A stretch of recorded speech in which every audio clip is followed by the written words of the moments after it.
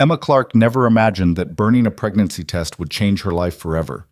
When she set fire to those two pink lines in her bathroom sink, she thought she was destroying evidence of the biggest mistake she'd ever made. But the father of her unborn child wasn't just any man.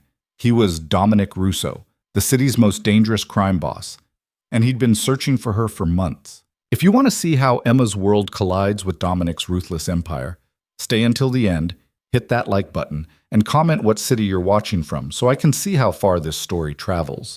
The apartment building's fluorescent hallway lights flickered as Emma Clark fumbled with her keys, 3 plastic grocery bags cutting into her wrists.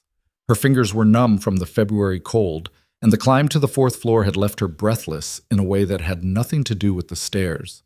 She'd been tired for weeks now, bone-deep exhausted in a way that coffee couldn't fix and sleep didn't cure. Emma finally got the door open and stumbled inside, kicking it shut behind her. The studio apartment was barely 400 square feet, a kitchenette along one wall, a futon that served as both couch and bed, a bathroom the size of a closet, and a single window that looked out onto the brick wall of the building next door. It was all she could afford on a waitress's salary while putting herself through college. She dropped the groceries on the counter and pressed her palms against the cheap laminate, breathing slowly. The nausea that had become her constant companion rolled through her stomach in waves. Not now, please, not now. But her body had other plans. Emma barely made it to the bathroom before she was on her knees in front of the toilet, retching until there was nothing left. When the spasms finally subsided, she sat back against the bathtub, wiping her mouth with shaking hands. This had been going on for 2 weeks. She knew what it meant. Had known from the first morning she'd woken up feeling like death. Had known when her period was 5 days late, then 10, then 2 weeks. But knowing something and facing it were two entirely different things. Emma pulled herself up using the sink and stared at her reflection in the medicine cabinet mirror. Dark circles shadowed her green eyes. Her auburn hair hung limp around her face. She looked haunted. You can't keep avoiding this. The pregnancy test she'd bought 3 days ago still sat in its paper bag, shoved behind the toilet.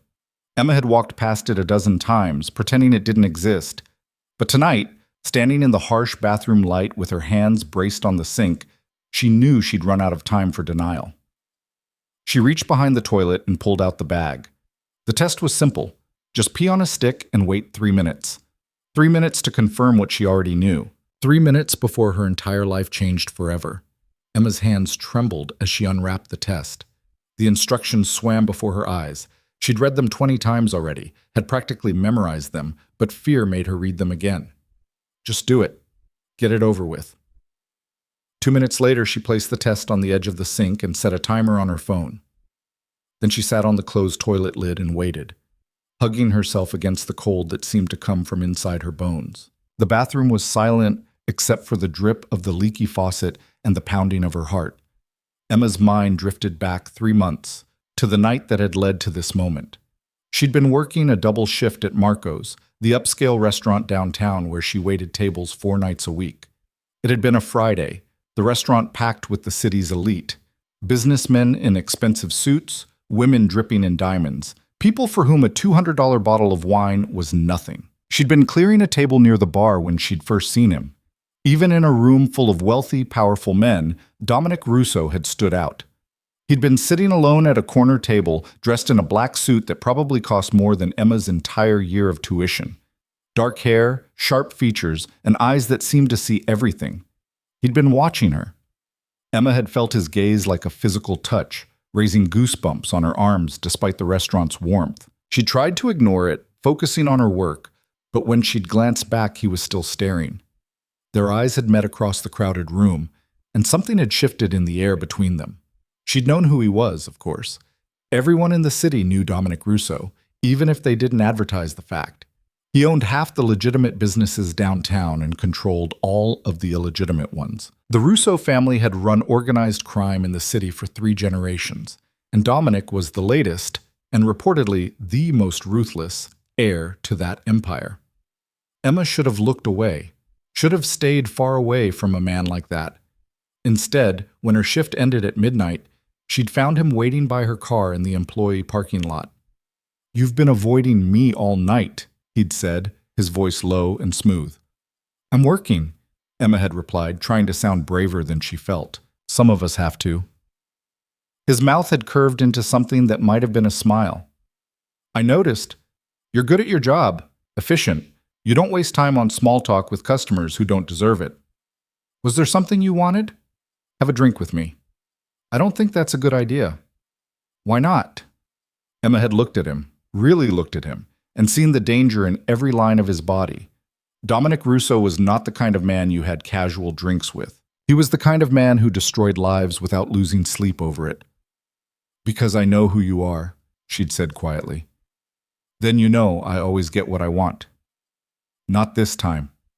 She'd gotten in her car and driven away, hands shaking on the steering wheel, heart racing. She'd thought that would be the end of it, but 2 nights later he'd been back, and the night after that. Always at the same corner table, always watching her with those dark, intense eyes. Never approaching her during her shift, never making demands. Just watching. Waiting. Emma had tried to convince herself she was annoyed, that his presence was unwelcome, his attention unwanted. She'd been lying to herself. There was something magnetic about Dominic Russo, something that pulled at her despite every rational thought in her head screaming that he was dangerous. Maybe it was the way he looked at her, not like the other wealthy customers who barely saw the waitstaff as human, but like she was the only person in the room worth his attention. Maybe it was the intensity in his eyes, the sense that beneath the ruthless reputation was something more complicated. Or maybe she was just lonely enough and tired enough and desperate enough for something beyond her endless routine of school and work and barely scraping by that she wanted to believe a man like him could be interested in someone like her. The 4th time Dominic came to the restaurant, Emma had made a decision that would change everything.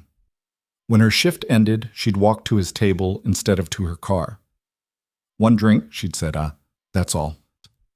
The smile that had crossed his face had been genuine, transforming him from dangerous to devastating. They'd gone to a bar 3 blocks away, a quiet place with dim lighting and music low enough to talk over. Emma had ordered wine. Dominic had ordered scotch. And they'd talked. Not about his business, he'd deflected every question about what he did, and Emma hadn't pushed. Not about her struggles. She'd been too proud to admit how hard she was working just to stay afloat. Instead, they'd talked about books and music and the city and all the small things that people discuss when they're trying to learn who someone is beneath the surface. Dominic had been different than she'd expected. Yes, there was an edge of danger to him, a sense of carefully controlled power that never quite left. But there was also intelligence and unexpected humor. He listened when she spoke, asked questions that showed he was genuinely interested in her answers. 1 drink had turned into 3. 3 drinks had turned into Dominic walking her to her car, his hand warm on the small of her back. And when he'd asked if he could see her again, Emma had said yes before her better judgment could interfere. The phone's timer went off, yanking Emma back to the present. 3 minutes had passed. Her hand shook as she reached for the pregnancy test on the edge of the sink. For a moment, she couldn't make herself look at it. As long as she didn't look, there was still uncertainty, still possibility. But she couldn't hide forever. Emma took a breath and looked down at the test. 2 pink lines, clear as day, unmistakable, pregnant. The test slipped from her fingers and clattered into the sink. Emma gripped the edge of the counter, her breath coming in short gasps. This couldn't be happening. This couldn't be real. She and Dominic had been careful. They'd only been together once, one night 2 weeks after that first drink, when the tension between them had finally exploded into something neither of them could control. It had been intense and desperate and unlike anything Emma had ever experienced.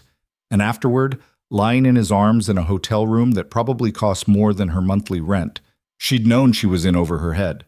So she'd left before dawn, gathering her clothes in the dark and slipping out while Dominic slept. She'd blocked his number, stopped working the shifts when he usually came to the restaurant, done everything she could to put distance between them. Because men like Dominic Russo didn't have relationships. They had possessions. And Emma refused to be owned by anyone, no matter how magnetic he was or how alive she'd felt in his presence. She'd convinced herself it was the right choice, that walking away was the smart thing to do. Now, staring at those 2 pink lines, Emma realized she'd been naive to think one night with Dominic Russo could be consequence-free. Panic rose in her chest, making it hard to breathe. What was she going to do? She could barely afford to take care of herself. How could she possibly manage a baby? And what about school? She was one semester away from graduating with her business degree, one semester away from finally being able to get a better job, a better life. A baby would change everything. Emma's gaze fell on the test in the sink, those two pink lines staring up at her like an accusation. Without thinking, she grabbed the test and her lighter, the one she used for the candles she burned when the apartment felt too empty, and held the flame to the plastic stick. Make it go away. Make it not real. The plastic melted, warping and bubbling. Black smoke curled up from the test. The pink lines blurred and distorted, but they didn't disappear entirely. Nothing could make them disappear. Emma dropped the still smoldering test in the sink and turned on the faucet, washing the evidence down the drain. Her hands were shaking so badly she could barely turn off the water. She slid down the bathroom wall until she was sitting on the cold tile floor, her knees drawn up to her chest, and finally let herself cry. For the life she'd never have, for the future that had just crumbled, for the impossibility of the situation she'd found herself in, and for the man she'd run from who could never know about this baby. Emma called in sick to work the next 2 nights. She couldn't face the restaurant, couldn't face the possibility of seeing Dominic if he showed up looking for her. She spent the time in her apartment, alternating between numb denial and waves of panic so intense she couldn't breathe. By the 3rd night, she knew she couldn't hide forever. The rent was due in a week, and she was already behind on her electric bill. She needed the money from her shifts, needed to keep moving forward even as her world fell apart. So she put on her black pants and white button-down shirt, pulled her hair back into a neat bun, and went to work. The restaurant was busy, a private party in the main dining room and the regular dinner crowd filling the rest of the space.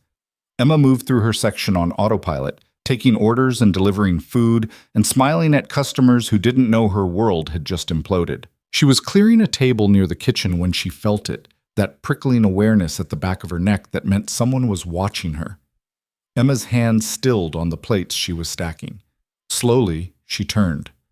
Dominic Russo sat at his usual corner table, wearing a dark gray suit and watching her with an intensity that made her breath catch. Even from across the room, she could see the sharpness in his gaze, the tension in his shoulders. He'd been looking for her, and he was not happy that she'd disappeared. Emma's first instinct was to run, to drop the dishes and walk straight out the back door and never come back.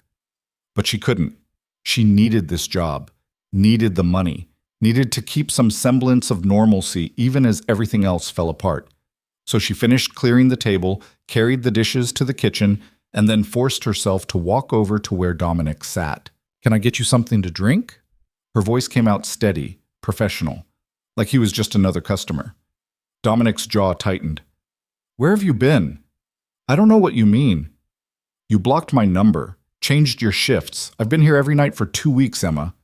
She'd known he would notice, had hoped he'd give up, but of course he hadn't. Men like Dominic Russo didn't give up. "I've been busy," Emma said, meeting his eyes, even though it took every ounce of courage she had. "School, work, life. Was there something you wanted to order?" "We need to talk." "I'm working." "Then I'll wait." Emma opened her mouth to argue, but one of the other servers called her name. A table needed attention. She had orders to take. She couldn't stand here arguing with Dominic in the middle of the restaurant. "There's nothing to talk about," she said quietly. "What happened between us was a mistake. I'd appreciate it if you'd respect that and leave me alone." She walked away before he could respond, her heart pounding so hard she thought it might break through her ribs. For the rest of her shift, Emma felt Dominic's eyes on her. He didn't order anything, didn't leave, just sat at that corner table, watching her move through the restaurant, his expression unreadable. By the time her shift ended at 11, Emma's nerves were stretched to the breaking point. She changed out of her work clothes in the employee bathroom, pulled on her jacket, and headed for the back exit. Dominic was waiting by her car. Of course he was. Emma stopped a few feet away, keys clutched in her hand. "You need to stop this." "Not until you tell me what I did wrong." He pushed off from where he'd been leaning against her car and took a step toward her. "We had one night together, Emma. One night that was incredible, at least from my perspective, and then you disappeared. So tell me, what did I do to make you run?" "You didn't do anything." "Then why?" "Because this," Emma gestured between them, "isn't real. It can't be real. You're Dominic Russo. I'm a waitress putting herself through college. We're from completely different worlds, and getting involved with you would be the stupidest thing I could possibly do. Something flickered in Dominic's eyes. You think I care about any of that? You should. I do. I haven't been able to stop thinking about you. His voice was low, intense. From the moment I saw you in that restaurant, you've been in my head. That night we spent together only made it worse. So don't tell me what we have isn't real when I can barely focus on anything else. Emma's chest tightened. She wanted to believe him, wanted to think that what she'd felt that night, that connection, that electricity, had been real for him too. But she was carrying his child, and telling him would trap her in his world forever. I'm sorry, she whispered, but I can't do this. Please, just let me go. She moved past him toward her car, but Dominic caught her wrist.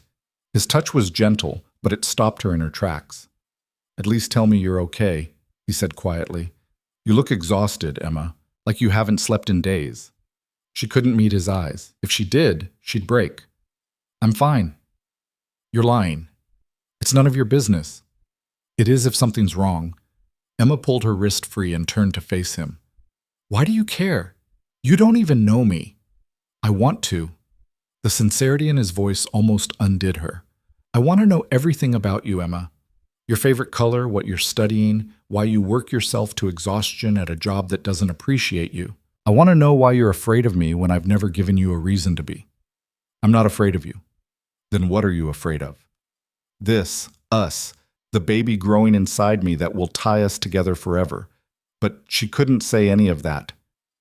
I have to go, Emma said instead. She got in her car before Dominic could stop her again, started the engine, and pulled out of the parking lot without looking back. In her rearview mirror, she saw him standing under the parking lot lights, watching her drive away. For the next week, Emma managed to avoid Dominic. She traded shifts with other servers, came in through different doors, parked in different spots. It was exhausting and paranoid, but it worked. Until it didn't. Emma had just gotten home from her Thursday night shift when she heard footsteps in the hallway outside her apartment. Heavy, measured footsteps that stopped right outside her door. Then came the knock. Not gentle, not tentative. 3 sharp raps that echoed through the tiny studio. Emma froze, her hand on the light switch. She knew who it was before he spoke. Emma. Dominic's voice came through the door, firm but not angry. I know you're in there. I can see your light under the door. We need to talk. Her mind raced. How did he know where she lived? Had he followed her? Had someone at the restaurant told him? Go away, Dominic. Not until you open this door. I'll call the police. No, you won't. He was right. She wouldn't. I'm not here to hurt you or scare you. I just want to understand what's going on. 5 minutes, Emma. That's all I'm asking. Emma closed her eyes. She could refuse to answer, could wait him out until he left. But something in his voice made her hesitate. Not threat or anger, but genuine concern. And maybe a small, self-destructive part of her wanted to see him, wanted to be near him one more time before she had to cut him out of her life forever. Emma opened the door. Dominic stood in the hallway, still wearing his suit from dinner, his tie loosened and his hair slightly disheveled. He looked tired, and there was something raw in his expression that made her chest ache. How did you find me? She asked. Does it matter? Yes. I have resources. He didn't apologize for using them. Can I come in? Emma hesitated, then stepped back to let him enter. Her apartment had never seemed smaller than it did with Dominic Russo standing in the middle of it, his presence filling every inch of space. He looked around at the futon that served as her bed, the tiny kitchenette, the single window, and something tightened in his expression. You live here alone? It's what I can afford. You deserve better than this. I'm fine. Dominic turned to face her, and the intensity in his eyes made her breath catch. No, you're not. Something's wrong. I've seen it every time I've looked at you this past week. You're exhausted, you're scared, and you won't tell me why. Because it's not your problem. Make it my problem. I can't. Why not? He took a step closer. Emma, if you're in some kind of trouble, I'm pregnant. The words came out before Emma could stop them, sharp and abrupt in the quiet apartment. She hadn't meant to tell him, had promised herself she wouldn't, but the lie was too heavy to carry anymore, and Dominic was looking at her with such concern that the truth just spilled out. Dominic went completely still. For a long moment, he just stared at her, his expression unreadable. What? His voice came out rough. Emma's hands were shaking. I'm pregnant, and before you ask, yes, it's yours. There hasn't been anyone else. The silence that followed was deafening. Emma watched emotions flicker across Dominic's face, shock, disbelief, something that might have been fear before his expression shuddered. How long have you known? About a week? And you weren't going to tell me. It wasn't a question. Emma wrapped her arms around herself. I didn't see the point. We're not together. We were never going to be together. This doesn't change that. The hell it doesn't. Dominic's voice was low, dangerous. You're carrying my child, Emma. You think I'd just walk away from that? I'm not asking you for anything. I don't care what you're asking for. This is my responsibility. It's my decision. Like hell, Dominic stopped, visibly trying to control his temper. When he spoke again, his voice was calmer but no less intense. What are you planning to do? Emma hadn't let herself think that far ahead. The pregnancy was still too new, too overwhelming. I don't know. Are you keeping it? The question hit her like a physical blow. Emma's hand moved unconsciously to her still flat stomach. Yes. Something in Dominic's expression softened. Then we need to figure this out. There's nothing to figure out. I'll manage. In this apartment? Dominic gestured at the tiny studio. Working nights while going to school? Emma, that's not sustainable even without a baby. People do it all the time. Not my child, not you. The possessiveness in his voice should have made her angry. Instead, it made something warm unfurl in her chest. What are you suggesting? Emma asked quietly. Move in with me. She actually laughed, the sound bitter. You're insane. I'm practical. You need help. I can provide it. In exchange for what? Dominic's jaw tightened. In exchange for nothing. This isn't a transaction, Emma. It's about taking care of you and the baby. I don't need you to take care of me. Maybe not, but our child does. The words hung in the air between them, heavy with implications. Our child. Not your child or my child, but ours. A shared responsibility, a shared future. Emma felt tears prick at her eyes. She was so tired of being strong, of holding everything together on her own. And here was Dominic, offering her a way out of the constant struggle. But at what cost? I need to think about it, she said. Dominic studied her for a long moment, then nodded. Okay, but Emma... He stepped closer, close enough that she could feel the warmth radiating from him. I meant what I said before. I haven't been able to stop thinking about you. Finding out about the baby doesn't change that. If anything, it makes me more certain that you're supposed to be in my life. You don't know me, Emma whispered. Then let me. His hand came up to cup her cheek, his thumb brushing away a tear she hadn't realized had fallen. Let me know you, Emma. Let me be there for you and this baby. I know I'm not an easy man to be with. I know my life is complicated and dangerous, but I swear to you, I will do everything in my power to keep you both safe. Emma closed her eyes, leaning into his touch despite every logical reason not to. I'm scared. I know, so am I. The admission surprised her. Dominic Russo, the man the entire city feared, was scared. Of what? She asked. Of screwing this up, of not being the father this child deserves, of losing you before I ever really had you. His voice was raw with honesty. But I'm more scared of not trying. Emma opened her eyes and found Dominic watching her with an expression so vulnerable it took her breath away. This was not the ruthless crime boss the city whispered about. This was just a man, terrified and hopeful in equal measure. I need time, she said finally. Dominic nodded slowly, his hand falling away from her face. How much time? I don't know. A few days? A week? I need to figure out what I want, what's best for the baby. Okay? He reached into his jacket and pulled out a business card. This is my personal number. Call me when you've decided. Or if you need anything before then. Anything at all, Emma, day or night. She took the card, her fingers brushing his. The contact sent electricity up her arm, reminding her of why one night with him had been so dangerous. Dominic headed for the door, then paused with his hand on the knob. "For what it's worth, I'm glad you told me. And I'm glad you're keeping the baby." Then he was gone, leaving Emma alone in her tiny apartment with a business card and a decision that would change her life forever. She walked to the bathroom and stared at the sink where she'd burned the pregnancy test. The evidence was gone, but the truth remained. She was pregnant with Dominic Russo's child, and for the first time since seeing those two pink lines, Emma allowed herself to imagine a future where she wasn't alone. Emma didn't sleep that night. She lay on her futon staring at the ceiling, Dominic's business card on the nightstand beside her, feeling the weight of the decision pressing down on her chest like a physical thing. Move in with him. Let him take care of her, accept help from a man whose world was built on violence and power.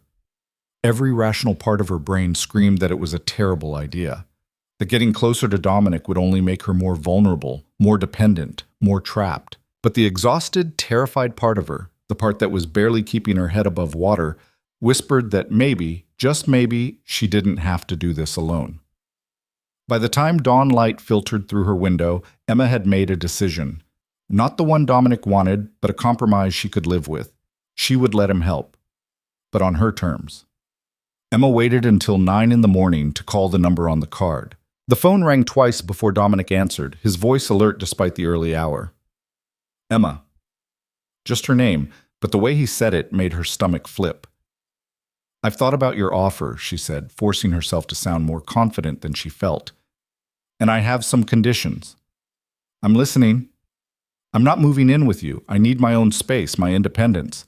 But I'll let you help with expenses related to the pregnancy. Doctor's appointments, vitamins, things like that. And we can discuss what happens after the baby comes when we get there." Silence stretched on the other end of the line. Emma held her breath, waiting for Dominic to argue, to demand more. "That's not enough," he said finally. "This apartment isn't safe, Emma. The locks are flimsy, there's no security, and you're on the 4th floor with no elevator. What happens when you're 7 months pregnant and can barely climb the stairs?" "I'll manage."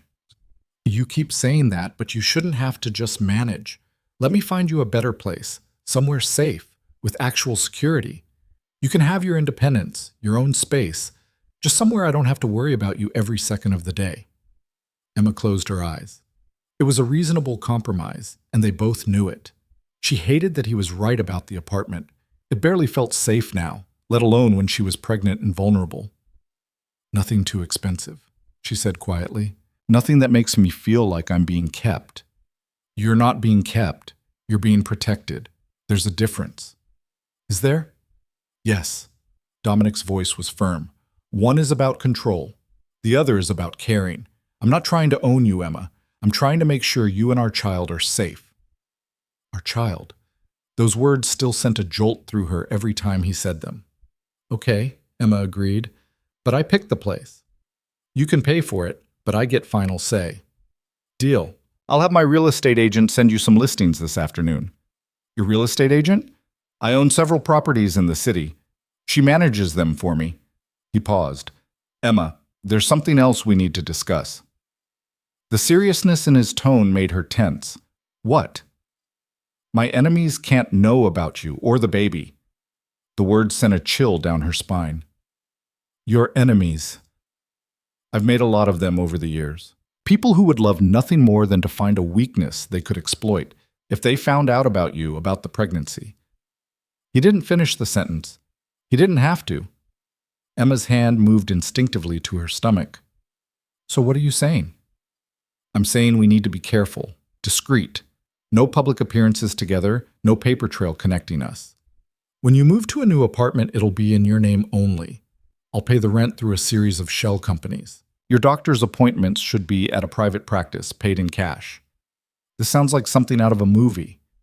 "This is my life, Emma, and now it's yours too." His voice softened.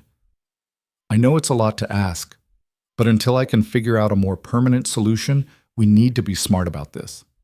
Emma sank onto her futon, the reality of the situation washing over her. This wasn't just about having a baby with someone she barely knew. This was about entering a world where danger lurked around every corner, where something as simple as being seen together could put her life at risk. What kind of permanent solution? She asked. Dominic was quiet for a long moment. I'm working on it, but it's going to take time. That's not an answer. It's the only one I have right now. He sighed. I need to go.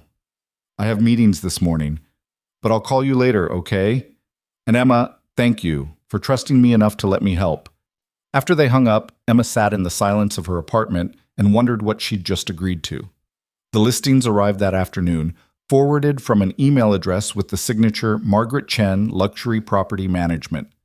There were a dozen options, ranging from a one-bedroom in a high-rise downtown to a small house in the suburbs with a fenced yard. Emma scrolled through them with a growing sense of unreality. Every single property was nicer than anywhere she'd ever lived. Hardwood floors, updated kitchens, in-unit laundry. The cheapest rent listed was 3 times what she was paying now.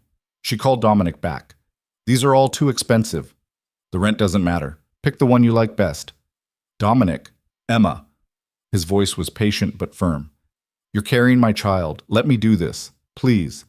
In the end, she chose a 2-bedroom apartment in a quieter neighborhood on the east side. It was on the 2nd floor of a converted brownstone, with tall windows that let in natural light and a small balcony overlooking a tree-lined street.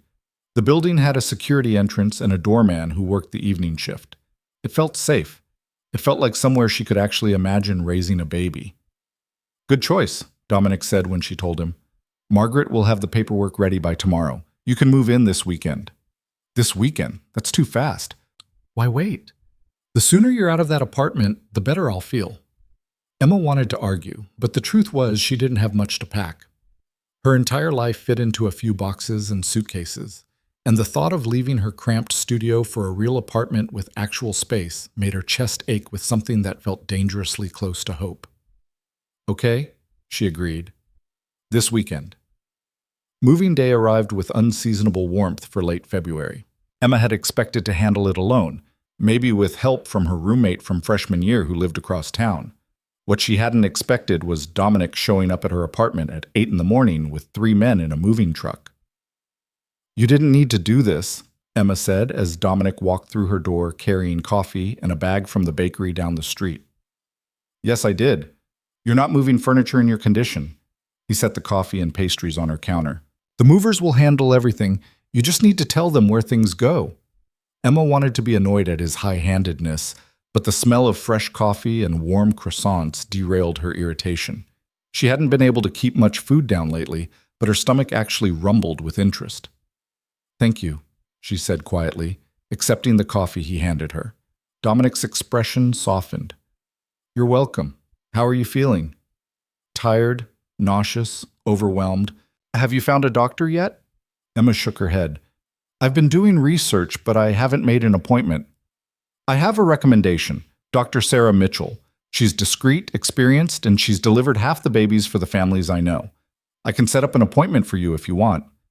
The families he knew were probably all connected to organized crime, but Emma didn't point that out. Okay, yes, thank you. The next 3 hours passed in a blur of activity. The movers packed up her belongings with efficient precision while Dominic supervised, making sure nothing was damaged or forgotten. Emma mostly stayed out of the way, sitting on her futon with her coffee and watching her entire life get dismantled and loaded into boxes. It should have felt sad, leaving the apartment where she'd lived for the past 2 years. Instead, it felt like closing a chapter she was ready to be done with. By noon, they were pulling up in front of the brownstone on the east side. The building was even nicer in person than it had looked in photos. Well-maintained brick facade, flower boxes in the windows, a quiet street with actual trees. The doorman, a middle-aged man with kind eyes, greeted them in the lobby. You must be Ms. Clark. I'm Robert. Welcome to the building. Thank you, Emma said, shaking his hand. I'll be here weekday evenings and all day Saturday, Robert continued. If you need anything or if anyone gives you trouble, you just let me know. The way he said it made Emma wonder if Dominic had already spoken to him. The thought should have bothered her, but instead it made her feel oddly protected. The apartment was on the 2nd floor, just as the listing had promised. Dominic unlocked the door and stepped back to let Emma enter first. She walked into a space filled with afternoon sunlight.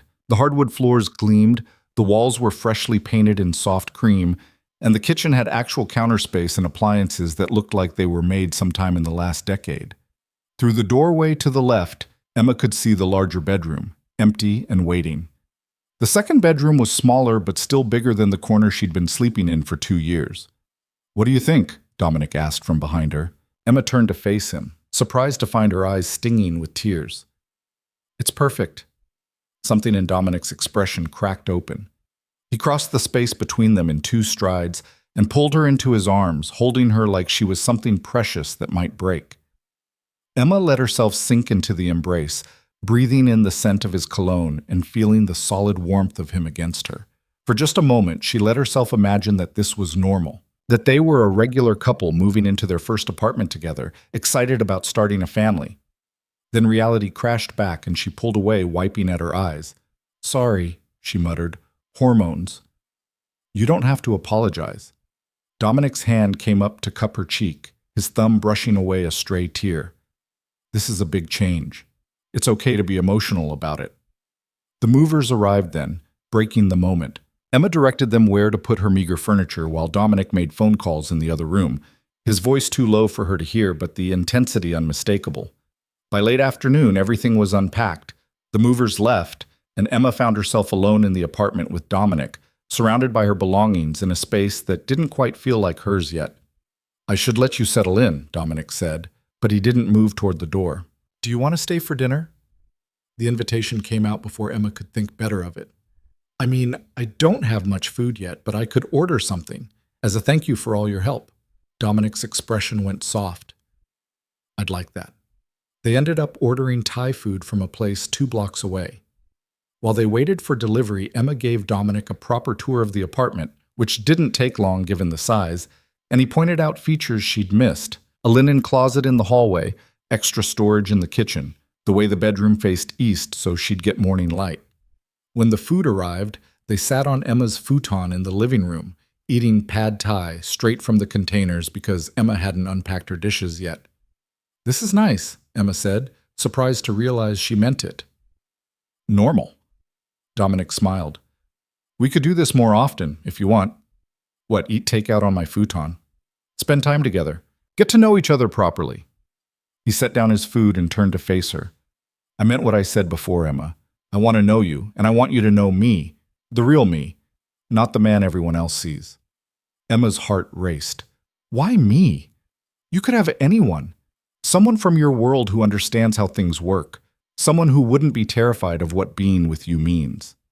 Because when I look at you, I see someone who hasn't been corrupted by my world. Someone genuine and strong and brave enough to put herself through school while working nights at a job that doesn't appreciate her.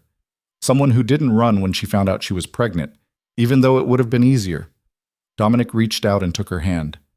"Someone who makes me want to be better than I am." "I'm not that special," Emma whispered. "You are to me." The intensity in his gaze made her breath catch. Emma knew she should pull her hand away, should maintain some distance. Instead, she found herself leaning closer. "This is complicated," she said. "I know. I don't even know what you do. Not really. I know the rumors, the reputation, but not the actual truth." Dominic's jaw tightened. "Do you want to know?" Emma thought about it. Did she? Would knowing the details of his business make this easier or harder?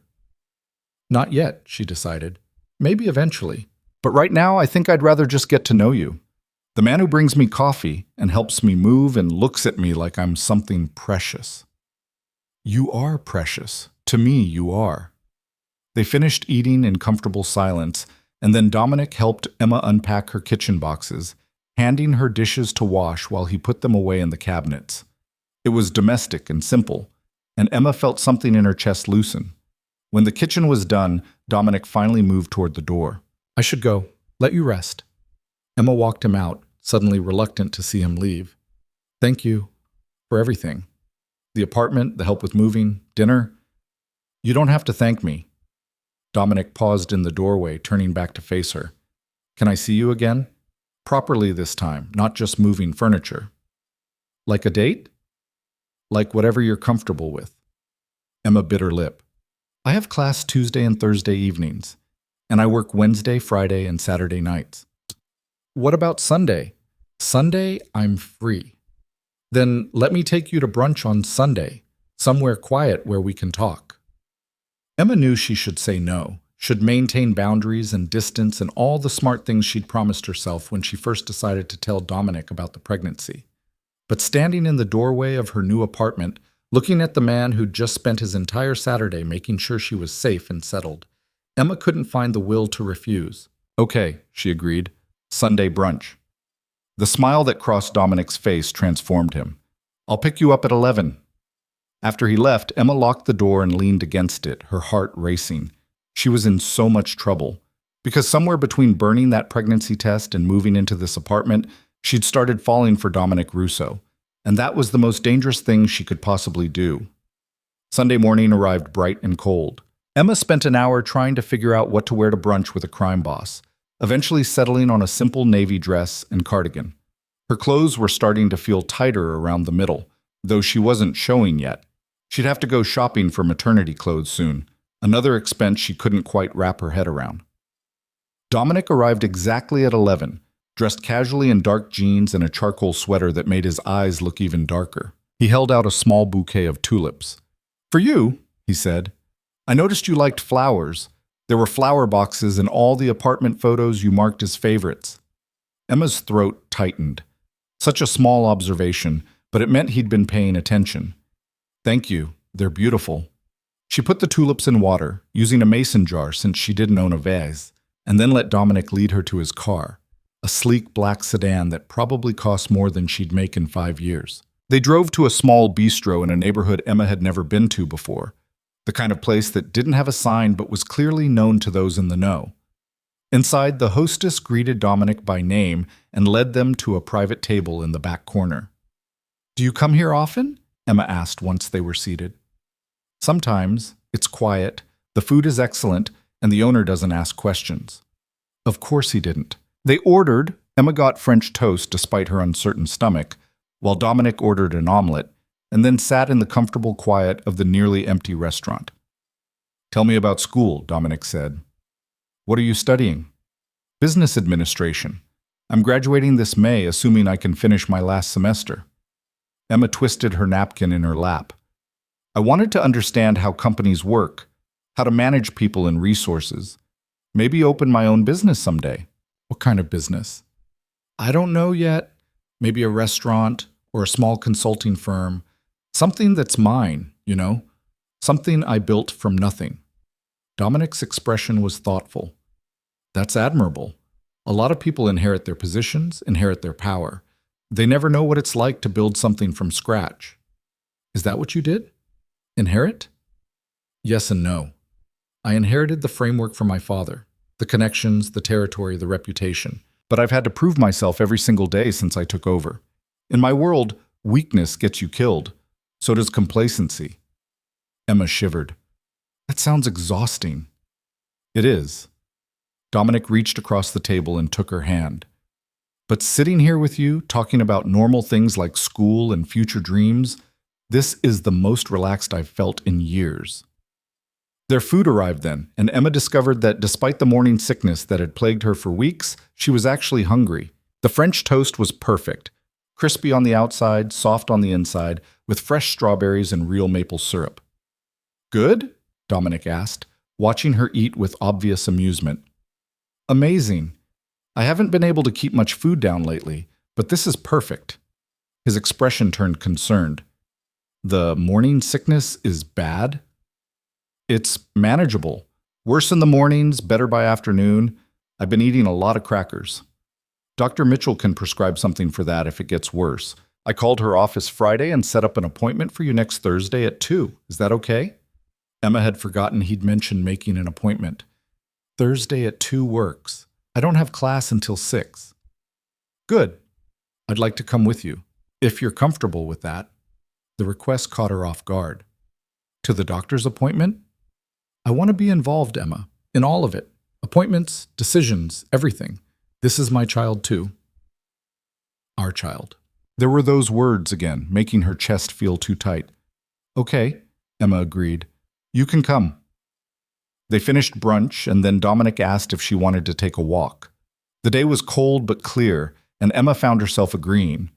They strolled through a nearby park, past families with children and couples holding hands, and Emma tried to imagine what her life would look like in a year. Would she and Dominic be like these couples, walking with a baby in a stroller? Or would she be alone, navigating single motherhood while Dominic provided financial support from a distance? "What are you thinking about?" Dominic asked. "The future. How different everything is going to be." He was quiet for a moment, then said, "Emma, I need to tell you something, and I need you to really hear me." The seriousness in his tone made her stop walking. "Okay."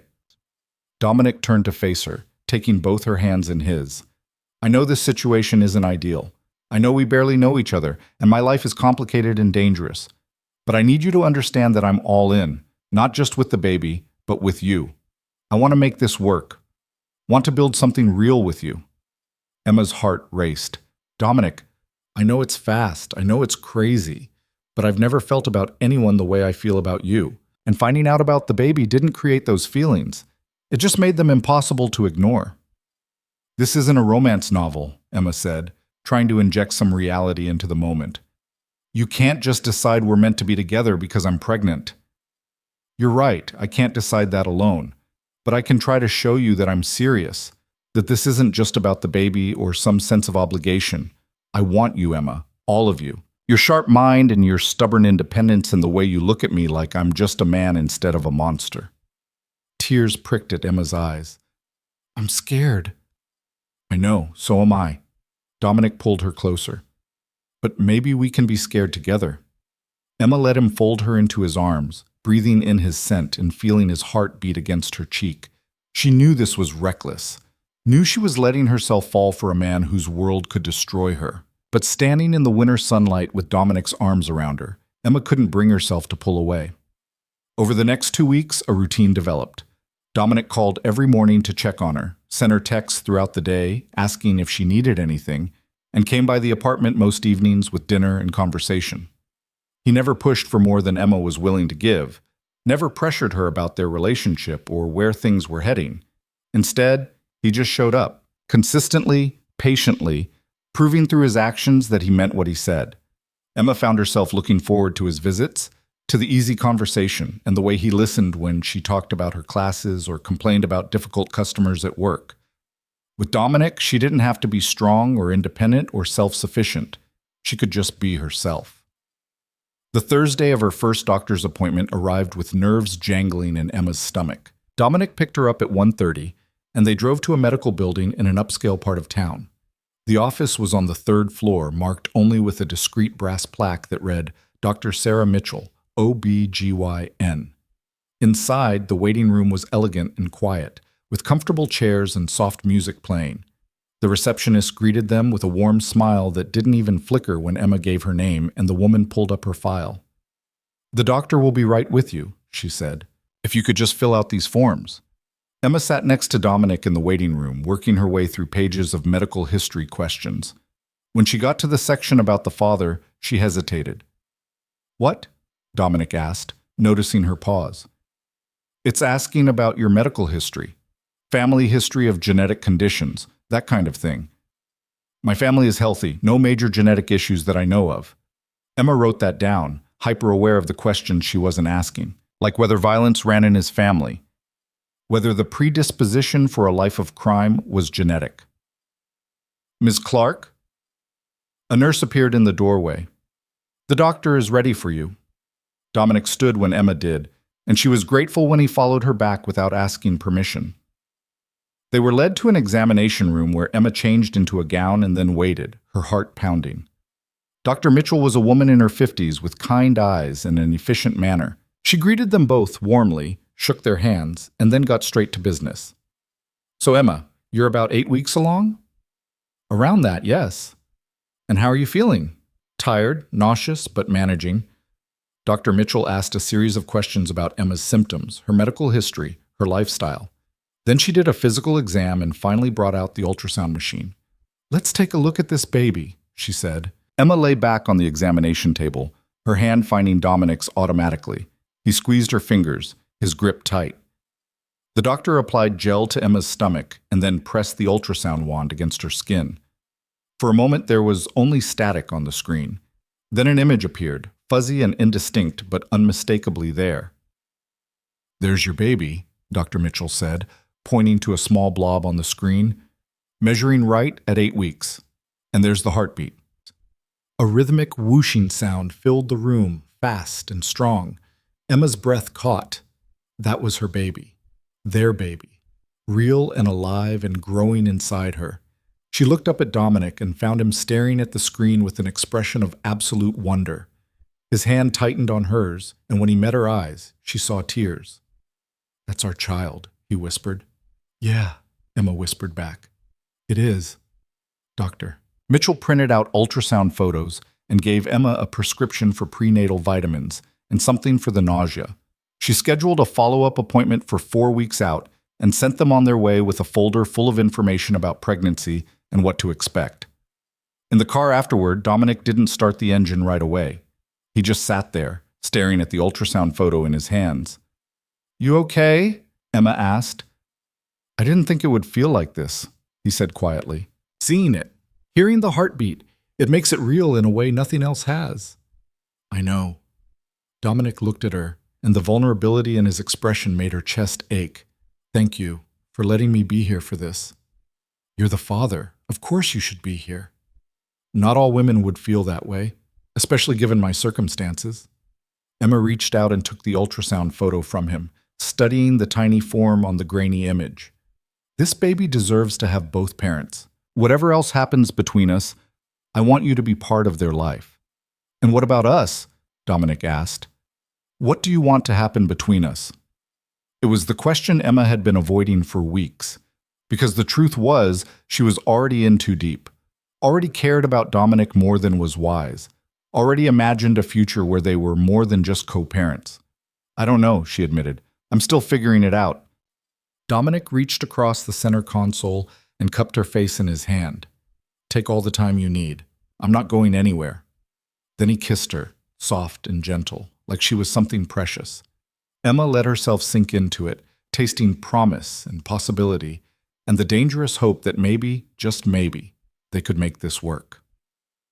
When they finally broke apart, Dominic started the car and drove Emma back to her apartment. He walked her to her door, kissed her again, and then left with a promise to call her later. Inside, Emma looked at the ultrasound photo and felt the last of her resistance crumble. She was in love with Dominic Russo. Completely, impossibly, terrifyingly in love. And there was no going back from that. The realization that she loved Dominic should have terrified Emma more than it did. Instead, over the following days, it settled into her bones like something inevitable, something that had been building since the moment their eyes first met across that crowded restaurant. But love didn't erase reality. And the reality was that Dominic's world was closing in around them faster than Emma had anticipated. It started small. A black SUV that appeared on her street 3 mornings in a row, parked in the same spot with tinted windows that revealed nothing. Robert the doorman mentioning casually that a man had come by asking questions about the new tenant in 2B. The feeling of being watched that prickled at the back of Emma's neck when she walked to class. She didn't mention it to Dominic at first, told herself she was being paranoid, that pregnancy hormones were making her jumpy. But when she came home from her Wednesday shift at the restaurant to find her apartment door slightly ajar, the lock scratched like someone had tried to pick it, fear overrode pride. Emma didn't go inside. She backed away from the door, pulled out her phone with shaking hands, and called Dominic. He answered on the first ring. "Emma, what's wrong?" "Someone tried to break into my apartment." Her voice came out steadier than she felt. "The door's open and the lock is damaged. I didn't go in. I don't know if they're still inside." "Where are you right now?" The edge in Dominic's voice was sharp as a blade. "In the hallway, near the stairs." "Get out of the building, go to the coffee shop on the corner, and wait for me there. I'm 10 minutes away." "Should I call the police?" "No, I'll handle this. Just get somewhere safe." Emma did as he said, practically running down the stairs and out onto the street. The coffee shop was warm and crowded with late-night students, and she ordered a decaf tea she didn't want just to have something to do with her hands while she waited. Dominic arrived in 8 minutes, not 10. He walked through the door with 2 men Emma had never seen before, both tall, both built like they could break someone in half without much effort. They swept the coffee shop with their eyes before Dominic spotted Emma in the back corner and crossed to her table. "Are you okay?" He crouched beside her chair, his hands coming up to frame her face, checking for injuries. "I'm fine. I didn't go inside. I just saw the door and I called you." "You did exactly right." Dominic straightened and gestured to the two men. "Marco and Vincent are going to check your apartment. Make sure it's clear." "Who do you think it was?" Dominic's jaw tightened. "I don't know yet, but I'm going to find out." 20 minutes later, Marco returned to the coffee shop and nodded to Dominic. "Clear. Looks like they got interrupted before they could finish searching.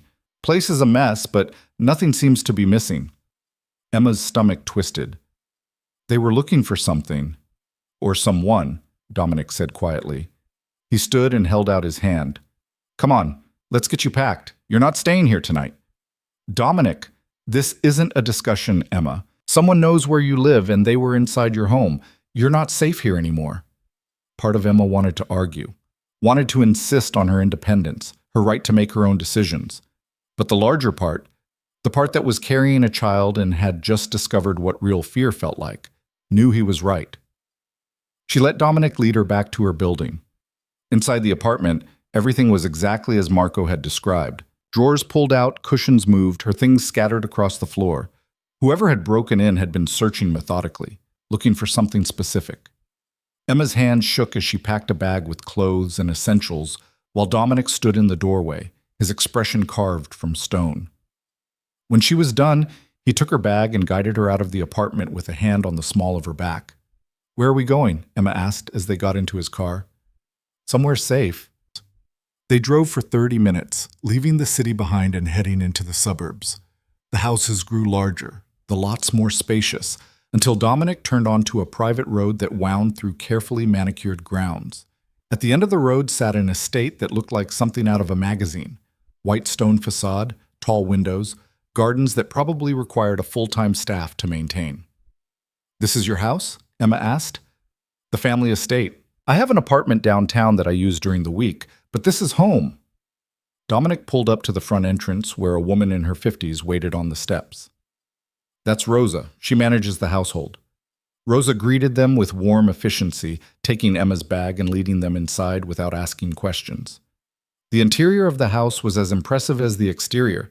High ceilings, expensive art on the walls, furniture that looked antique, and probably was. But it was the woman who appeared at the top of the stairs who made Emma freeze. She was in her early 70s, elegant in a way that spoke of old money and older traditions. Dark hair gone silver, sharp eyes that missed nothing, and a posture that commanded respect. She descended the stairs with the bearing of a queen, her gaze fixed on Emma with an intensity that made her want to squirm. "Mother," Dominic said, and Emma heard the tension in his voice.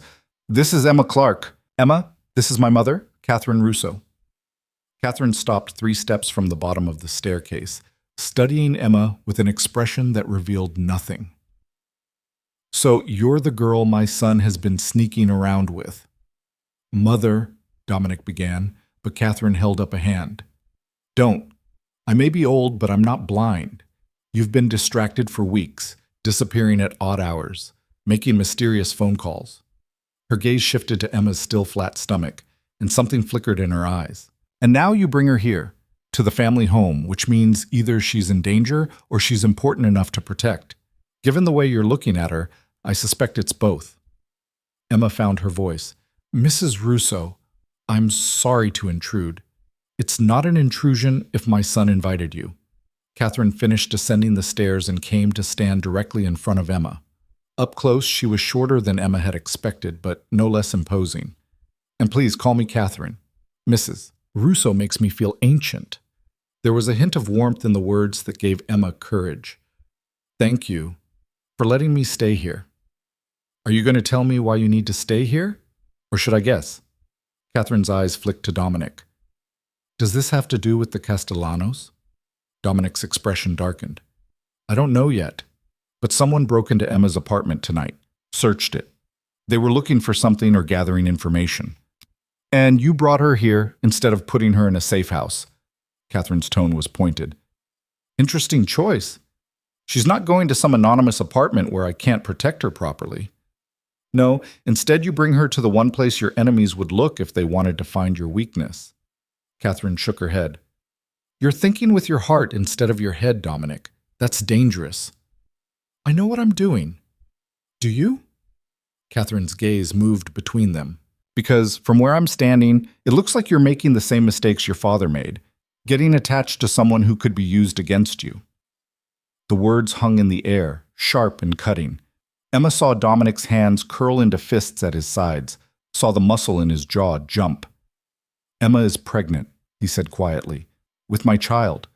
So yes, Mother, I'm protecting her, and I don't give a damn what mistakes you think I'm making. Catherine went very still. For a long moment, she just stared at her son, her expression unreadable. Then she turned to Emma, and something in her eyes had changed. How far along are you? 8 weeks, Emma whispered. And you're sure it's Dominic's? The question should have been insulting, but Catherine asked it with clinical detachment, like she was gathering facts rather than making accusations. I'm sure, Emma said firmly. Catherine nodded slowly, then did something Emma didn't expect. She reached out and took Emma's hand, squeezing it gently. Then welcome to the family, my dear. You're going to need all the help you can get. The words should have been comforting. Instead, they sent a chill down Emma's spine. Rosa showed Emma to a guest room on the second floor that was bigger than her entire apartment had been. King-size bed, sitting area, private bathroom with a soaking tub. It was beautiful and comfortable and felt nothing like home. After Rosa left, Emma sat on the edge of the bed and tried to process everything that had happened in the past 3 hours. Someone had broken into her apartment. She was staying at Dominic's family estate. His mother knew about the pregnancy. Her life had officially spiraled completely out of her control. A knock on the door made her look up. Dominic entered, still wearing the same tight expression he'd had since they arrived. I'm sorry about my mother, he said, closing the door behind him. She can be intense. She's protective of you. I understand that. Dominic crossed the room and sat beside her on the bed. She's also right. Bringing you here was a risk, but I couldn't put you somewhere I couldn't reach immediately if something went wrong. What's going on, Dominic? And please, don't tell me you don't know. Someone doesn't just randomly break into an apartment and tear it apart looking for something. He was quiet for a long moment, his hands clasped between his knees. When he finally spoke, his voice was heavy. There's a power struggle happening right now in the organization. Some of the older families think I'm too young, too aggressive, making too many changes. They want me out. Out meaning what? Dead? Dead or discredited. Either works for them. Dominic looked at her, and the exhaustion in his eyes made him look older than his 32 years. I've been trying to consolidate power, to modernize our operations and move away from some of the more violent aspects of the business. But that threatens people who've built their empires on the old ways. So they're looking for leverage against you. That's my best guess. If they know about you, about the baby, they could use that to force my hand, make me step down in exchange for your safety. Emma's blood ran cold. Would you? Step down if they threatened me? Dominic reached out and cupped her face in his hands, his thumbs brushing her cheekbones. In a heartbeat, you and our child mean more to me than any amount of power. The declaration should have been romantic. Instead, it was terrifying, because it meant Emma was exactly what Catherine had called her, a weakness that could be exploited. Then we need to figure out who broke into my apartment, Emma said, and we need to make sure they don't find out about the baby. Too late for that. Dominic's expression was grim. If they were in your apartment, they would have found the prenatal vitamins in your bathroom, the information from Dr. Mitchell's office in your desk drawer. They know, Emma, or they will soon.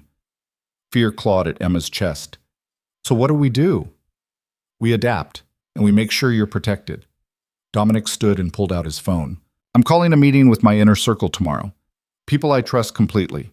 We need to identify who's behind this and neutralize the threat before it gets worse. Neutralize? Emma repeated the word, tasting the violence hidden beneath it. What does that mean exactly? Dominic looked at her, and for the first time she saw the ruthless crime boss the city feared. It means I do whatever is necessary to keep you safe. Whatever is necessary, Emma, no matter the cost. She should have been horrified, should have recoiled from the cold certainty in his voice. Instead, she stood and crossed to him, wrapping her arms around his waist and holding on tight. "I'm scared," she whispered against his chest. "I know. So am I." His arms came around her solid and warm.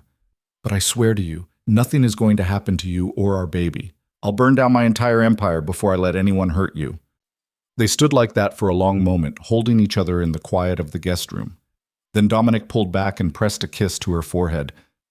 "Get some rest. I'll be right down the hall if you need anything." After he left, Emma changed into pajamas and climbed into the massive bed. But sleep wouldn't come. She lay in the darkness, one hand on her stomach, and wondered what kind of world she was bringing her child into. Morning came with weak sunlight filtering through curtains Emma didn't remember closing. She woke to find a breakfast tray on the nightstand, fresh fruit, toast, tea, and a note in Rosa's neat handwriting saying to ring if she needed anything. Emma ate mechanically, then showered and dressed in clothes from the bag she'd hastily packed. When she finally ventured downstairs, she found Catherine in a sunroom overlooking the gardens, reading a newspaper and drinking coffee.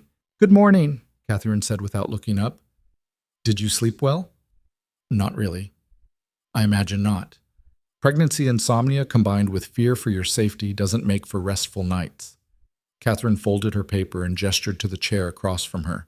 "Sit. We should talk."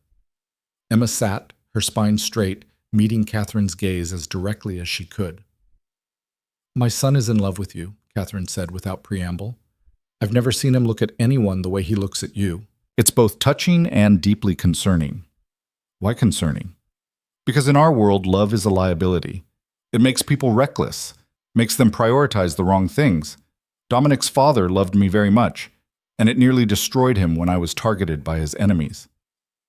Catherine's expression was distant, remembering. He became unpredictable, violent in ways that weren't strategic.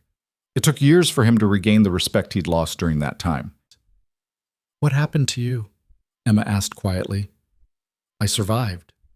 Obviously, but I learned an important lesson, that being loved by a man like my husband, like my son, means accepting that you'll always be a target, always be used as leverage."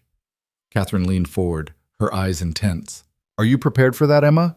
For a life where you can never truly be safe, where your child will grow up with bodyguards and security protocols, and the knowledge that their father's business puts them in constant danger?" Emma's throat was tight. "I don't know. I'm still trying to wrap my head around all of this." "That's honest, at least." Catherine sat back. "Let me give you some advice then. If you're going to be part of this family, you need to be strong. Not the kind of strength that comes from independence or self-sufficiency, but the kind that comes from understanding the rules of this world and learning to navigate them. You need to know when to push back and when to let Dominic protect you, when to trust and when to question. You're trying to help me. I'm trying to make sure my grandchild has a mother who survives long enough to raise them." Catherine's voice softened. "I don't know you, Emma, but Dominic chose you, and that means something. He's never brought a woman home before, never been serious about anyone. So either you're very special, or my son has lost his mind entirely." Emma managed a weak smile. "Maybe a little of both." Catherine's lips quirked. "I like you. You have spine. You'll need it." Before Emma could respond, Dominic appeared in the doorway. "Mother, stop terrorizing her." "I'm not terrorizing, I'm educating. There's a difference." Catherine stood gracefully. "Your people are arriving. Marco just called from the gate." Dominic's expression went serious. "Thank you. Emma, I need to take this meeting. It might be a few hours." "Can I sit in?" The question came out before Emma could think better of it. Both Dominic and Catherine looked at her in surprise. "This affects me," Emma continued. "My life, my safety, my baby's future. I think I have a right to hear what's being discussed." Dominic's jaw tightened. "Emma, these men, the things they're going to talk about aren't things a civilian should hear? I know, but I stopped being a civilian the moment I got pregnant with your child." Emma stood and faced him. "I'm not asking to participate, just to listen, to understand what we're actually dealing with." Dominic looked at his mother, who shrugged. "She makes a valid point, and if she's going to be part of this family, she'll hear worse eventually." After a long pause, Dominic nodded. "Okay, but you stay quiet. And if I tell you to leave, you leave immediately. Understood? Understood. The meeting took place in a study that looked like it belonged in a different century. Dark wood paneling, leather furniture, shelves lined with books that had probably never been read. 6 men filed in over the next 10 minutes, all of them giving Emma curious looks but saying nothing. Marco and Vincent she recognized from the night before. The others were strangers, though they all carried themselves with the same air of controlled danger. Dominic sat behind the desk while Emma took a chair in the corner, trying to make herself invisible. Catherine surprised her by staying as well, settling into a chair near the fireplace with her coffee like this was a perfectly normal family gathering. "Gentlemen," Dominic began, his voice carrying an authority that commanded immediate attention. "Last night someone broke into Emma's apartment. They searched it thoroughly, but didn't steal anything. This wasn't a random burglary. Someone is gathering information, and I need to know who and why." "The Castellanos," said one of the men, older with gray in his hair. "Has to be. They've been pushing boundaries for months, testing to see how you'll respond." "Or the Morettis," another suggested. "They're still bitter about losing the waterfront contracts." "It could be either of them, or someone else entirely." Dominic's fingers drummed on the desk. "Vincent, what did you find out about the lock?" Vincent pulled out his phone and scrolled through photos. Professional job, clean pics, minimal damage. Whoever did this has training. So, not street-level thugs, professionals. Dominic's expression darkened. "Marco, I want you to reach out to our contacts in both organizations. Feel them out, see if anyone knows anything. Be subtle about it." Marco nodded. "Already on it. I've got a meeting set up for tomorrow." "Good. Tony, I want security increased at all properties associated with the family, and get me a list of anyone who's been asking questions about my personal life in the past month." The man called Tony made notes on his phone. "Done. What about the girl's apartment? You want it secured or abandoned?" Emma flinched at being called the girl, but she kept quiet as she'd promised. "Secured for now," Dominic said, "but Emma won't be going back there. She'll stay here until we identify and eliminate the threat." "People will notice," the older man with gray hair pointed out. "Word will spread that you've brought a woman to the family estate. That'll raise questions." "Let them question. Anyone who matters already knows I don't explain myself." Dominic's voice was steel. "What matters is keeping Emma and my child safe. Everything else is secondary." The silence that followed was heavy. Emma saw the glances the men exchanged, the subtle shift in their body language. Catherine had been right. Bringing her here was a declaration, whether Dominic meant it that way or not. "There's something else you should know," Vincent said carefully. "We picked up chatter yesterday. Nothing concrete, just rumors. But word is someone's offering money for information about your personal life, specifically about any women you might be seeing." Dominic's hands flattened on the desk. "How much money?" "50,000 for solid information.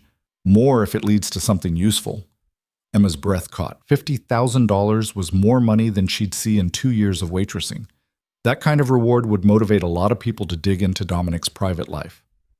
"Double our security on everyone in the inner circle," Dominic ordered. "Families included. If they're looking for leverage, they won't stop at Emma. They'll go after anyone I care about." The meeting continued for another hour, with the men discussing security protocols and potential threats in language Emma only half understood.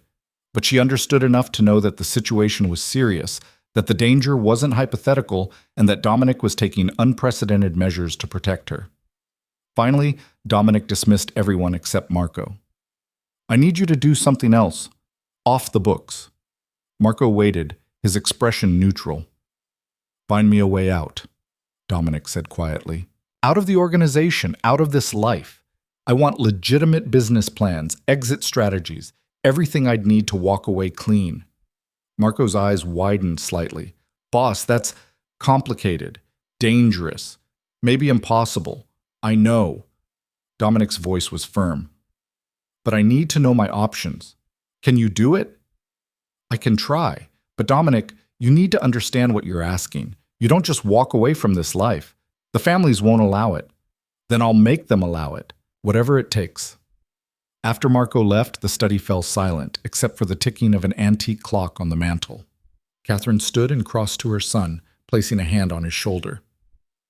"You're serious about this," she said. "Not a question. I'm serious about building a life that doesn't put my child in danger every single day." Dominic looked at Emma, and the intensity in his gaze made her chest ache. "I want to be the kind of father who can go to school plays and coach Little League without worrying about snipers. The kind of man Emma deserves." Catherine squeezed his shoulder. "Your father tried to go legitimate once. It nearly started a war. Then I'll be smarter about it, more patient. But I'm not raising my child in this world if I can help it."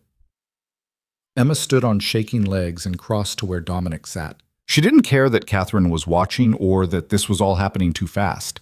She just knew that this man, this complicated, dangerous, impossible man, was trying to change his entire life for her and their unborn child. "You don't have to do this," she said quietly. "I knew what your life was when I decided to keep the baby. I'm not asking you to give up everything. I know you're not asking. I'm offering." Dominic pulled her down into his lap, his arms coming around her waist. "I've spent 32 years building an empire I inherited. Maybe it's time I built something I actually chose." Emma leaned her forehead against his, breathing him in. "This isn't going to be easy. Nothing worth having ever is." Catherine cleared her throat delicately. "I'll leave you two alone, but Dominic, think very carefully about what you're planning. The consequences will be severe, and they won't just affect you." After she left, Emma and Dominic sat in silence, wrapped in each other, while the clock ticked and the afternoon light shifted across the study floor. Emma felt the weight of the future pressing down on them, heavy and uncertain. But she also felt something else, hope. Fragile and terrifying, but real. Maybe they could actually do this. Build a life together, raise their child in safety, find a way out of the darkness that surrounded Dominic's world. Or maybe she was being naive, and the danger closing in around them would destroy everything before they ever got the chance. Only time would tell. And time, Emma was beginning to realize, was the one thing they might not have enough of. The days that followed fell into an uneasy rhythm. Emma stayed at the estate while Dominic worked to identify who had broken into her apartment and why. Security tightened around the property, more guards at the gate, cameras installed in places Emma hadn't noticed before, protocols for who could come and go. It felt like living in a gilded cage, beautiful but confining. Catherine became an unexpected ally. She taught Emma the unspoken rules of Dominic's world, explaining which questions to ask and which to leave unspoken, how to read the tension in a room before violence erupted, how to maintain dignity when fear threatened to overwhelm.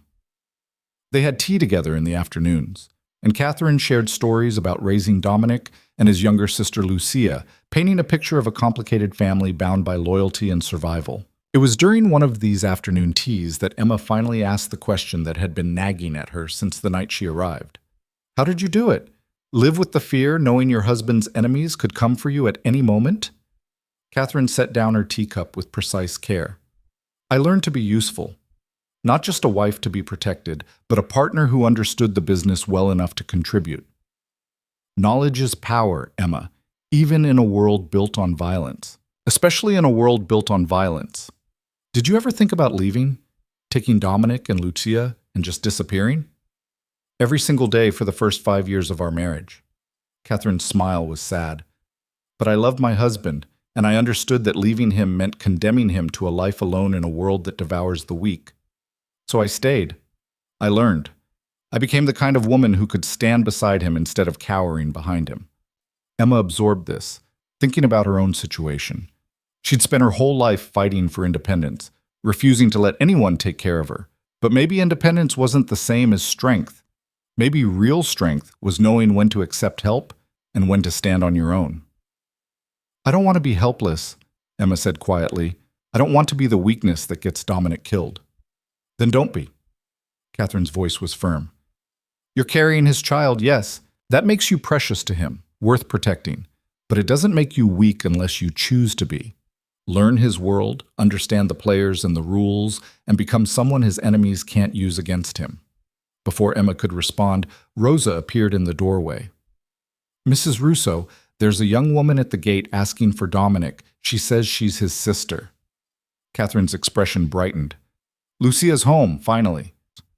20 minutes later, a whirlwind in designer jeans and a leather jacket swept through the front door. Lucia Russo was 28 but could have passed for younger, with dark hair like her brother's and eyes that missed nothing. She dropped her overnight bag in the foyer and immediately spotted Emma standing uncertainly near the stairs. "So you're the reason my brother has been acting like a crazy person for the past month," Lucia said, crossing the space between them with her hand extended. "I'm Lucia, and you must be Emma." Emma shook her hand, surprised by the warm smile. "Dominic told you about me?" "Dominic never tells me anything. He still thinks I'm 12 and need to be protected from the family business." Lucia rolled her eyes. "But I have my sources. And when my overprotective big brother suddenly starts beefing up security and asking Marco about exit strategies, I get curious." "Lucia," Catherine said with a warning tone, "perhaps let the poor girl breathe before you interrogate her." "I'm not interrogating. I'm being friendly." Lucia looped her arm through Emma's like they were old friends. "Come on. I want to hear everything. How you met, how you managed to crack my brother's terrifying exterior, all of it." Before Emma could protest, she was being led upstairs to Lucia's childhood bedroom, which had been preserved like a time capsule from her teenage years. Band posters on the walls, books stacked on every surface, a window seat overlooking the gardens. Lucia kicked off her shoes and sprawled across the bed. "Okay, spill. Because Dominic Russo doesn't do relationships. He does business transactions and one-night stands. So either you're the world's most effective manipulator, or my brother actually fell in love. And I need to know which." Emma sat carefully in the desk chair, unsure how much to reveal. "It's complicated. Everything involving my brother is complicated. Try me." There was something about Lucia's directness that put Emma at ease. She found herself telling the story, meeting Dominic at the restaurant, their one night together, finding out about the pregnancy, all of it spilling out in a rush of words. When she finished, Lucia was staring at her with wide eyes. "You're pregnant with Dominic's baby, and someone broke into your apartment looking for leverage against him." Lucia sat up. "Emma, do you understand how much danger you're in right now?" "I'm starting to," Emma admitted. "Your mother has been very educational about the risks." "I bet she has. Mom lived through an attempted kidnapping when I was 5. That's why Dominic is the way he is. He saw what it did to our father, how close we came to losing her." Lucia's expression turned serious. "Is that why he's asking Marco about exit strategies? Because of you and the baby?" Emma nodded. "He wants to go legitimate, build a life where our child isn't constantly in danger." "That's insane. You don't just walk away from this world. The families will see it as betrayal, weakness. They'll come after him." "I know. I tried to tell him he doesn't have to do this, but he's determined." Lucia was quiet for a long moment, studying Emma with an intensity that reminded her of Dominic. "He really loves you. I've never seen my brother willing to sacrifice everything for anyone, not even family." "I love him too," Emma said, the admission coming easier than she'd expected. "Which is why I'm terrified, because I don't want to be the reason he gets hurt or killed." "Then we need to make sure that doesn't happen." Lucia stood and paced to the window, her mind clearly working through possibilities. If Dominic is serious about going legitimate, he'll need allies. People within the organization who can support the transition and help protect him during the process. Do those people exist? Maybe. There are some younger members who've been pushing for modernization, wanting to move away from the more violent aspects of the business. If Dominic can build a coalition, present it as evolution rather than abandonment, he might have a chance. Lucia turned back to Emma. "But it's going to take time and careful planning, and in the meantime you need to be smart about staying safe. Your mother said the same thing, that I need to learn the rules of this world." "Mom's right. Knowledge is survival." Lucia came back and sat beside Emma, her expression gentle. "I know this isn't the life you signed up for. But if you're going to be with my brother, if you're going to raise your child in the shadow of this world, you need to understand it, and I can help with that." Emma felt tears prick her eyes. She'd been so isolated since finding out about the pregnancy, carrying the weight alone even after telling Dominic. Having someone else, someone who understood the unique challenges she faced, felt like a lifeline. "Thank you," she whispered. Lucia squeezed her hand. "Welcome to the family, Emma. We're intense and complicated and sometimes terrifying, but we protect our own. And you're one of us now. That night, Dominic returned to the estate looking exhausted. Emma found him in his study, tie loosened and jacket discarded, staring at papers spread across his desk. She knocked softly on the doorframe. "Hey," she said. "Bad day?" Dominic looked up and his expression softened immediately. "Come here." Emma crossed to him and let him pull her into his lap, her head resting against his shoulder. They sat like that for a moment, just breathing together. "Marco identified who broke into your apartment," Dominic said finally. "Antonio Castellano hired them. He's trying to gather information to use against me in the next council meeting." "What happens at the council meeting?" "The families get together every quarter to discuss business, settle disputes, vote on major decisions. Antonio's been pushing for more aggressive expansion into territories I've been trying to keep neutral. If he can prove I'm weak or distracted, he'll use it to override my veto." Emma pulled back to look at him. "And me being pregnant makes you look weak?" "No, but it makes me look vulnerable." "Gives him leverage to demand concessions in exchange for leaving you alone." Dominic's jaw tightened, which is exactly why I'm not going to give him that chance. "What are you planning?" "I'm going to beat him to it. At the council meeting next week, I'm going to announce that I'm transitioning the family business toward legitimate operations, that I'm done with the violence and territorial disputes, and anyone who wants to continue down that path can do so without me." Emma's breath caught. "Dominic, that's dangerous, reckless, possibly suicidal." "I know." He cupped her face in his hands. "But I meant what I said, Emma. I'm not raising our child in this world. And if announcing my intentions publicly forces everyone's hand, makes them deal with it head-on instead of plotting behind my back, then that's what I'm going to do." "What if they refuse? What if they see it as betrayal and come after you?" "Then I'll deal with it. But I won't hide anymore. Won't pretend this life is sustainable when I know it's going to destroy everything I care about." Emma searched his eyes and saw the determination there, the resignation. Dominic had made his choice, and nothing she said would change his mind.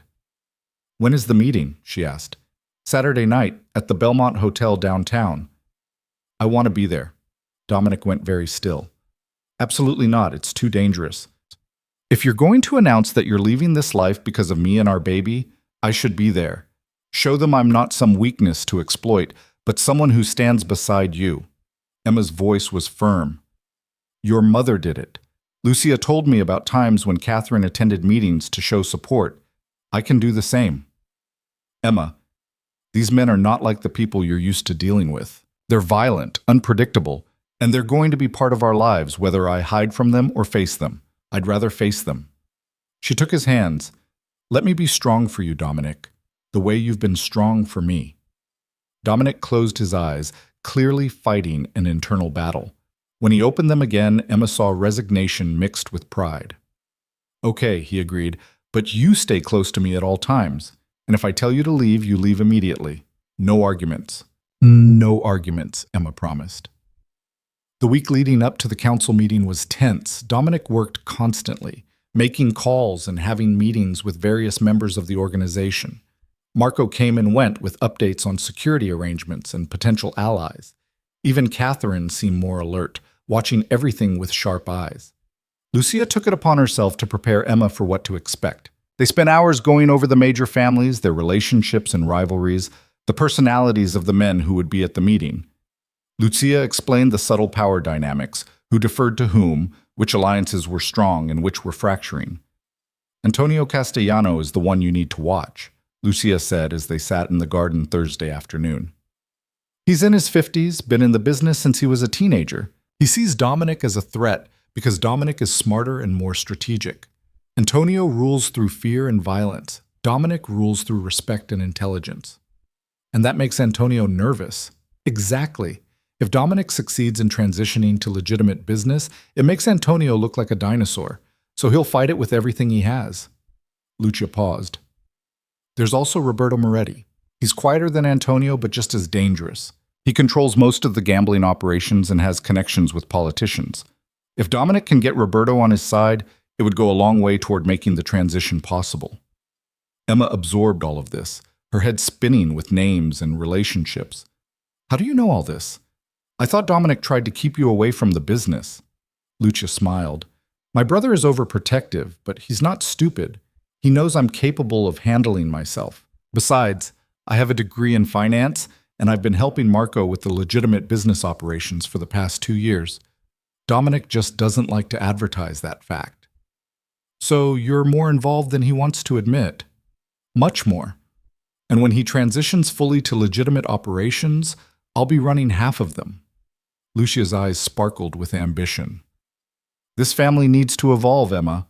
What worked for my grandfather's generation doesn't work anymore. The world has changed, and we need to change with it or die. Friday night, Dominic came to Emma's room after midnight. She was still awake, too anxious about the next day to sleep. He knocked softly and entered when she called out, still wearing his suit from whatever meeting he'd been at. Can't sleep? He asked. Too much on my mind. Dominic crossed to the bed and sat on the edge. Having second thoughts about tomorrow? About being there? No. About everything else? Maybe. Emma sat up, pulling the blankets around her. Dominic, what happens if this doesn't work? If they refuse to let you go? Then we have a problem. He said it calmly, like he was discussing the weather rather than potential violence. But I'll figure it out. I always do. That's not reassuring.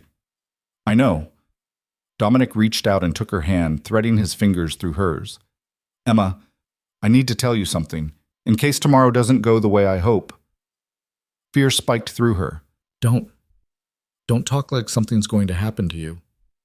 Listen to me, please. He waited until she met his eyes. If something happens to me, you go to Marco immediately. He has instructions to get you somewhere safe, somewhere my enemies can't find you. There's money set aside in accounts they can't touch, enough to take care of you and the baby for the rest of your lives. Dominic, I need to know you'll be okay, that our child will be okay. Promise me, Emma. Promise me you'll let Marco protect you if I can't. Tears streamed down Emma's face. I promise. But nothing's going to happen to you. We're going to get through this together. Dominic pulled her into his arms, holding her tight. I love you. I need you to know that. From the moment I saw you in that restaurant, you've been the most important thing in my world. And finding out about the baby just confirmed what I already knew, that you're my future, the only future I want. I love you too, Emma whispered against his chest. So much it terrifies me. They stayed like that for a long time, wrapped in each other while the night deepened around them. Eventually, Dominic stretched out beside her on the bed, still fully clothed, and Emma curled into his side. She fell asleep listening to his heartbeat, steady and strong, and tried not to think about how fragile that heartbeat was. Saturday arrived with unseasonable warmth.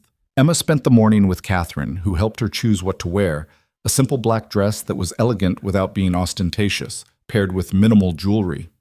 You want to look dignified, but not trying too hard, Catherine explained as she fastened a pearl necklace around Emma's neck. These men respect strength, but they're also traditionalists.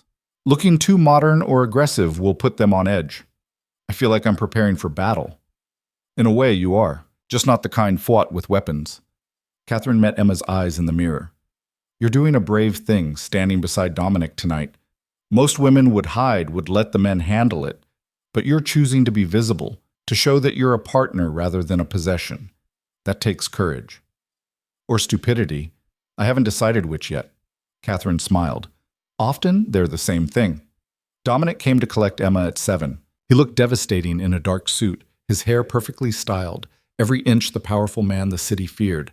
But when he looked at Emma, his expression softened into something tender. You look beautiful, he said. I look terrified. That too, but beautifully terrified. He offered his arm.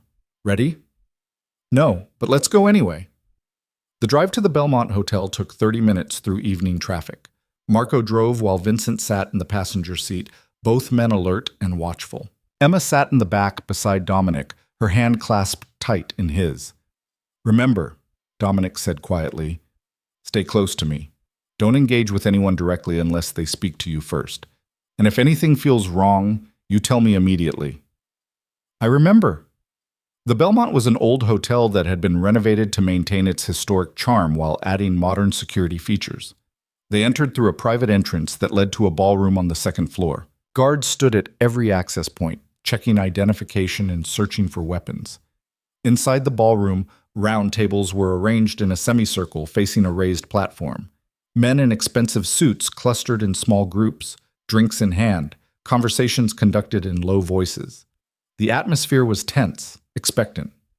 Emma felt every eye turned to her as she entered on Dominic's arm. Conversations faltered.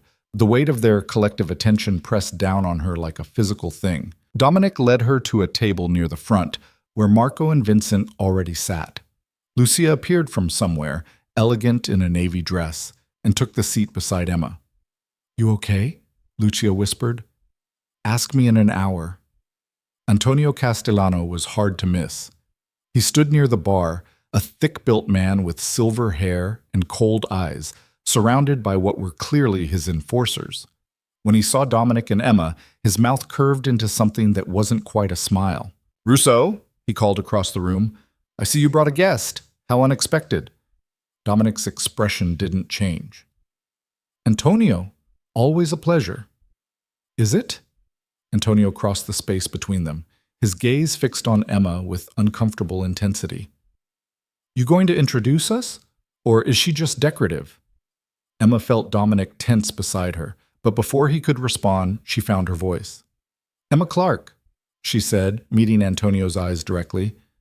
"And I'm neither a guest nor decorative. I'm here because what happens tonight affects my future." Antonio's eyebrows rose. "Direct, I like that."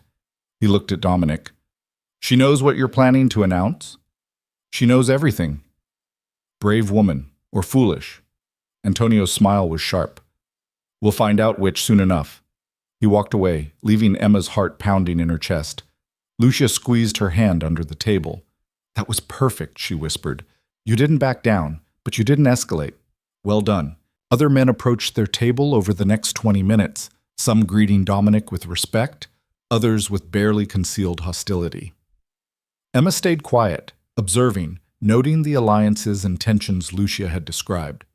Finally, a man in his 60s stepped onto the platform and called the meeting to order. The room settled into silence as everyone took their seats. "We have several items on tonight's agenda," the older man began. "But first, Dominic Russo has requested time to make an announcement." "Dominic?" Dominic stood and Emma felt her breath catch. This was it, the moment that would determine everything. He walked to the platform with the confidence of a man who owned the room, even though Emma knew half the people there would happily see him dead.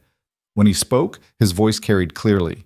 "Gentlemen, I've called you here tonight because it's time for an honest conversation about the future of this organization. For 3 generations, the Russo family has been part of this council, contributing to our collective strength and prosperity.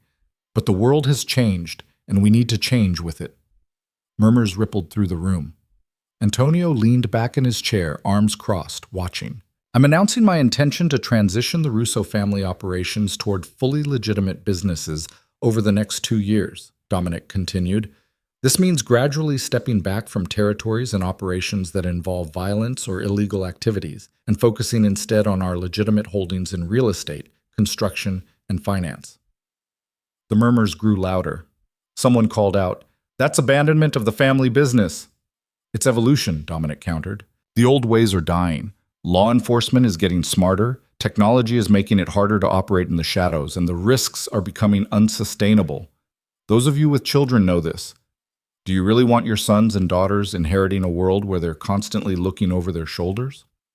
"We've managed for decades," Antonio said, his voice cutting through the noise. "Your father managed. Your grandfather managed. What makes you think you're special?" Dominic met his gaze steadily. "I'm not special. I'm just smart enough to see what's coming. And I'm giving everyone here fair warning that the Russo family will no longer be participating in council business that involves illegal operations. You can continue without us, or you can consider following our lead." "And if we don't want you to leave?" Antonio stood, his posture aggressive. "If we see your abandonment as betrayal?" "What then?" "Then we have a problem." Dominic's voice was calm but carried an edge of steel. "But I'm hoping you'll be reasonable. I'm not asking anyone else to change their operations. I'm simply stating my family's intentions and requesting that you respect our decision." "Respect," Antonio laughed, sharp and bitter. "You want respect for running away? For choosing some woman over your responsibilities to this organization? Emma felt every eye in the room turn to her. Her face burned, but she kept her expression neutral, channeling everything Catherine had taught her about dignity under pressure. I'm not running away, Dominic said, his voice dangerous now. I'm making a strategic decision based on what's best for my family's future. And yes, that includes the woman I love and the child she's carrying. But it's also about recognizing that this world is changing, and those who don't adapt will be left behind. The announcement of Emma's pregnancy sent a fresh wave of murmurs through the room. Dominic had just made their relationship and her condition public knowledge, removing any doubt about his intentions. Roberto Moretti stood from his table near the back. Dominic, I respect your honesty, and I think you raise valid points about the changing landscape. But you're asking us to accept a major shift in power dynamics without any assurance that it won't weaken us all. I'm offering to share our transition plan, Dominic said. The legitimate businesses we're building, the political connections we're cultivating, the long-term strategy for sustainable wealth that doesn't rely on violence. Anyone interested in learning from our experience is welcome to that information. And those of us who aren't interested, Antonio challenged, those of us who think you're making a mistake, then we go our separate ways, peacefully, with mutual respect for each other's choices. Dominic paused. Unless you're planning to make this difficult, Antonio, in which case, we have a different conversation. The threat was subtle but unmistakable. Emma's heart raced as she watched the two men face off, the entire room holding its breath. Antonio stared at Dominic for a long moment, then laughed. You've got balls, Russo. I'll give you that. Walking in here, announcing you're going soft, bringing your pregnant girlfriend to a council meeting like this is some kind of family picnic. He shook his head. But you're right about one thing. The world is changing. Question is whether you're changing with it or just running scared. I guess time will tell, Dominic said evenly. Roberto spoke up again. I propose we table any decision about Dominic's announcement until our next quarterly meeting. Give everyone time to consider the implications, and Dominic time to prove his transition plan is viable. All in favor? Hands went up around the room, not everyone, but enough to carry the vote. Opposed? Antonio and a handful of others raised their hands, but they were the minority. Motion passes, the older man on the platform said. We'll revisit this discussion in 3 months. Dominic, you have until then to demonstrate progress on your transition plan. In the meantime, all council business continues as usual. Dominic nodded and stepped down from the platform. When he returned to the table, Emma could see the tension in his shoulders, the tightness around his eyes. The meeting had gone better than it could have, but it was far from over. The formal portion of the evening concluded, but people lingered, clustering in groups to discuss what had just happened. Dominic kept Emma close, his hand on the small of her back, as various members approached to offer support or thinly veiled threats. It was exhausting and terrifying, and Emma had never been more grateful for Lucia's presence beside her, translating the subtle meanings behind polite words. Finally, after nearly 2 hours, Dominic leaned down and whispered, Ready to go? More than ready. They made their way toward the exit, Marco and Vincent falling into step behind them. Emma thought they were going to make it out without further incident. Then Antonio stepped into their path. A word, Russo. In private. Dominic's jaw tightened. Anything you have to say, you can say in front of Emma. I don't think you want her to hear this. Try me. Antonio's smile was cold. Fine. You think you can just walk away from this life, from the organization? You're deluding yourself. Blood in, blood out. That's always been the rule. And your blood has been in this organization since before you were born. Then I'll be the first to change that rule. Or you'll be the first to die trying. Antonio leaned closer. You've made yourself vulnerable, Russo. Bringing that girl here, announcing she's carrying your child, showing everyone exactly how to hurt you. That was stupid. Dominic's expression went deadly. If you or anyone else threatens Emma or my child, I will burn this entire organization to the ground. I will destroy everyone and everything you care about, and I will do it with a smile on my face. Are we clear? The threat hung in the air between them, sharp and real. Emma held her breath, waiting for Antonio to respond with violence. Instead, he laughed. There's the Russo I remember, the one who's willing to do whatever it takes. He stepped back. 3 months, Dominic. Prove you can make this transition work, or admit you were wrong and come back to the fold. But don't think for a second that you get to have it both ways. He walked away, leaving Dominic vibrating with controlled rage. "Let's go," Dominic said tightly. "Now." The drive back to the estate was silent. Emma sat pressed against Dominic's side, feeling the tension rolling off him in waves. When they finally pulled through the gates and into the circular drive, he helped her out of the car and led her directly to his study. Once inside with the door closed, Dominic paced like a caged animal. "I shouldn't have brought you there. That was reckless and stupid, and I put you in danger for no good reason." "You didn't force me to go," Emma said. "I chose to be there, and I'm glad I was. Those men needed to see that I'm real, that this isn't just some abstract decision you're making. They also needed to see that you're the key to destroying me if they want to." Dominic ran his hands through his hair, disheveling it. "Antonio's right. I made you a target tonight." "I was already a target. At least now they know you're serious about protecting me." Dominic stopped pacing and turned to face her. "I meant what I said. If anyone hurts you or our baby, I will destroy them. All of them. I don't care what it costs." Emma crossed to him and took his face in her hands, forcing him to meet her eyes. "I know, and I love you for it. But Dominic, you can't protect me by threatening to start a war. You protect me by following through on your plan, by building something legitimate and sustainable that gets us both out of this world." 3 months. Roberto gave me 3 months to prove it can work." "Then we have 3 months." Emma pressed her forehead against his. "We'll figure this out, together." Dominic's arms came around her, holding her so tight she could barely breathe. "I can't lose you, or our baby. You're everything to me, Emma. Everything." "You won't lose us. I promise." It was a promise Emma had no idea if she could keep, but standing in Dominic's study with his arms around her and their future hanging in the balance, she meant every word. They would find a way through this.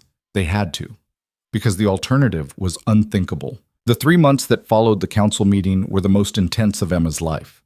Dominic threw himself into the transition with single-minded determination, working 18-hour days to build legitimate business structures while gradually extracting the Russo family from illegal operations. Marco became a constant presence, helping to navigate the complex web of contracts and shell companies that had hidden criminal enterprises for decades. Emma's pregnancy progressed into the second trimester, and with it came a kind of clarity she hadn't expected. The morning sickness faded, replaced by energy and a fierce protectiveness for the child growing inside her. She started attending meetings with Dominic and Marco, learning the intricacies of the businesses they were building. Catherine had been right. Knowledge was power, and Emma was determined to be useful rather than simply protected. Lucia became her closest ally, teaching her how to read financial statements and identify the legitimate ventures that could sustain the family once the illegal revenue streams dried up. They spent afternoons in Dominic's study, surrounded by spreadsheets and business plans, building something that looked increasingly possible. But beneath the progress lurked constant danger. Antonio Castellano hadn't given up on undermining Dominic's transition. Twice, shipments to Russo-owned construction sites were sabotaged. Once, a fire broke out at one of their warehouses, destroying inventory worth hundreds of thousands of dollars. Each incident bore Antonio's fingerprints, though nothing could be proven. Dominic responded with restraint that surprised even his own people. Instead of retaliating with violence, he documented every incident, gathered evidence, and prepared a case that would be presented at the next council meeting. He was building a narrative that Antonio's interference was destabilizing for everyone, not just the Russos. It was a dangerous gamble, one that required Dominic to appear strong while refusing to engage in the violence that had always been the language of his world. Emma watched him struggle with it every day. She saw the tension in his shoulders when reports of sabotage came in, the way his hands would curl into fists when Marco described Antonio's latest move. But Dominic never broke, never gave Antonio the satisfaction of seeing him revert to the old ways. "You're different," Emma told him one night in early May as they sat together in the estate's garden. She was 4 months pregnant now, just starting to show, and Dominic had taken to resting his hand on her stomach whenever they were alone. "Different how?" he asked. "Calmer, more controlled. The man I met in that restaurant was all intensity and barely leashed power. You've learned patience." Dominic's laugh was soft. "I've learned that losing my temper costs more than I'm willing to pay. Every time I want to go after Antonio to handle things the old way, I think about you, about our baby, about the future we're trying to build, and I remember that patience is the only weapon I have right now. It's working. I can see the difference in how people treat you. Even at the last business meeting, some of Antonio's allies were starting to question his tactics. Roberto especially. He's been calling me for advice on transitioning some of his gambling operations into legitimate entertainment venues. If I can get him fully on board before the next council meeting, we'll have the votes we need. Emma leaned into Dominic's warmth, feeling their child flutter inside her. The first movements she'd felt, delicate as butterfly wings. The baby just moved. Dominic's hand pressed more firmly against her stomach, his eyes wide. Really? Right there. Can you feel it?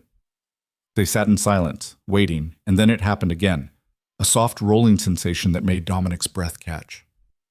That's our baby, he whispered, wonder transforming his face. That's our child, Emma. Yeah, she said, tears sliding down her cheeks. It is.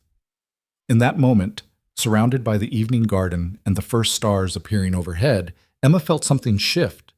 This was why they were fighting so hard, why Dominic was willing to risk everything. Not for abstract concepts like legitimacy or safety, but for this.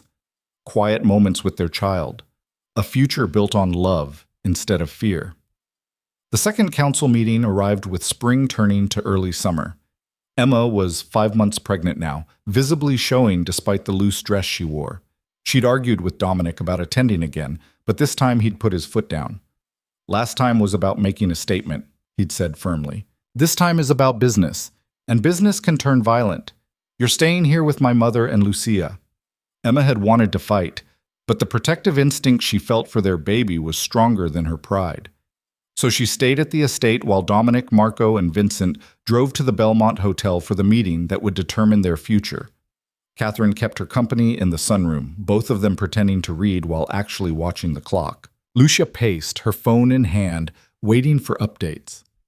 How did you stand this? Emma asked Catherine. All those years waiting while your husband walked into danger? I learned to trust that he was good at what he did, that he'd been surviving in that world long before I met him. Catherine set down her book. And I learned that worrying doesn't change outcomes. It only makes the waiting harder. I don't know if I can be that calm.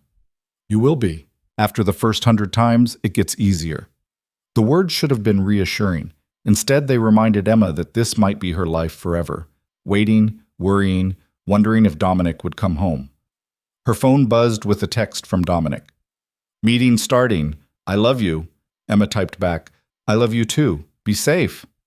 Then there was nothing to do but wait. At the Belmont Hotel, Dominic walked into the ballroom with Marco at his side and a file folder full of documentation under his arm. The room was packed. All the major families represented, plus some newer members Dominic hadn't seen at the last meeting. Roberto Moretti caught his eye and nodded. A good sign. Over the past 3 months, Roberto had become an unlikely ally, impressed by the Russo family's successful transition strategy. Antonio sat at his usual table, surrounded by his people, looking smug. Whatever he had planned, he clearly thought it was going to work. The meeting was called to order, and the first hour passed in routine business.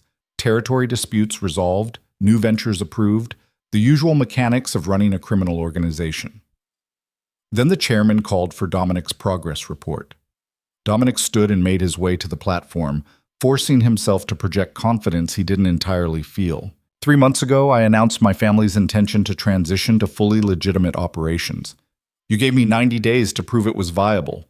I'm here to report on our progress. He opened the folder and began walking through the details. The construction company that had landed 3 major city contracts, all above board and profitable.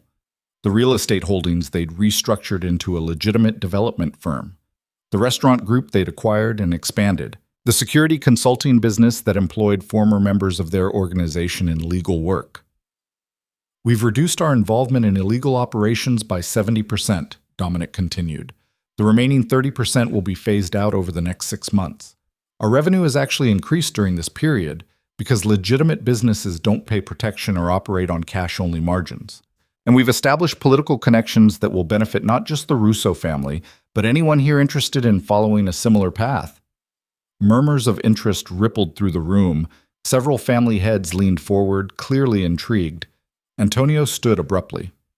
Very impressive presentation, Russo, but you're leaving out the most important detail. How much of this success came from pushing other families out of legitimate opportunities? None of it. Every contract we won was through competitive bidding. Every business we acquired was on the open market. Really? Because I have documentation here that says otherwise. Antonio pulled out his own folder. Evidence that you used your political connections to block Castellano bids on city contracts, that you pressured business owners to sell to you instead of to other interested parties. You're not going legitimate, Dominic. You're just finding new ways to maintain your power while pretending to be clean. Dominic's jaw tightened. He'd known Antonio would try something, but he hadn't expected outright fabrication. Those documents are falsified, he said calmly. Every deal I've made has been legitimate and can be verified through public records. Public records can be manipulated by someone with your resources and connections. Antonio addressed the room. Gentlemen, Dominic Russo is asking us to believe he's changed, that he's evolved beyond the violence and corruption that built his family's empire. But the truth is, he's just getting better at hiding it. And worse, he's doing it while making himself weak. His pregnant girlfriend is a liability that will get him killed. And when he falls, he'll take all of us down with him. The room erupted in arguing voices. Some supported Antonio, others defended Dominic. It was chaos, exactly what Antonio wanted.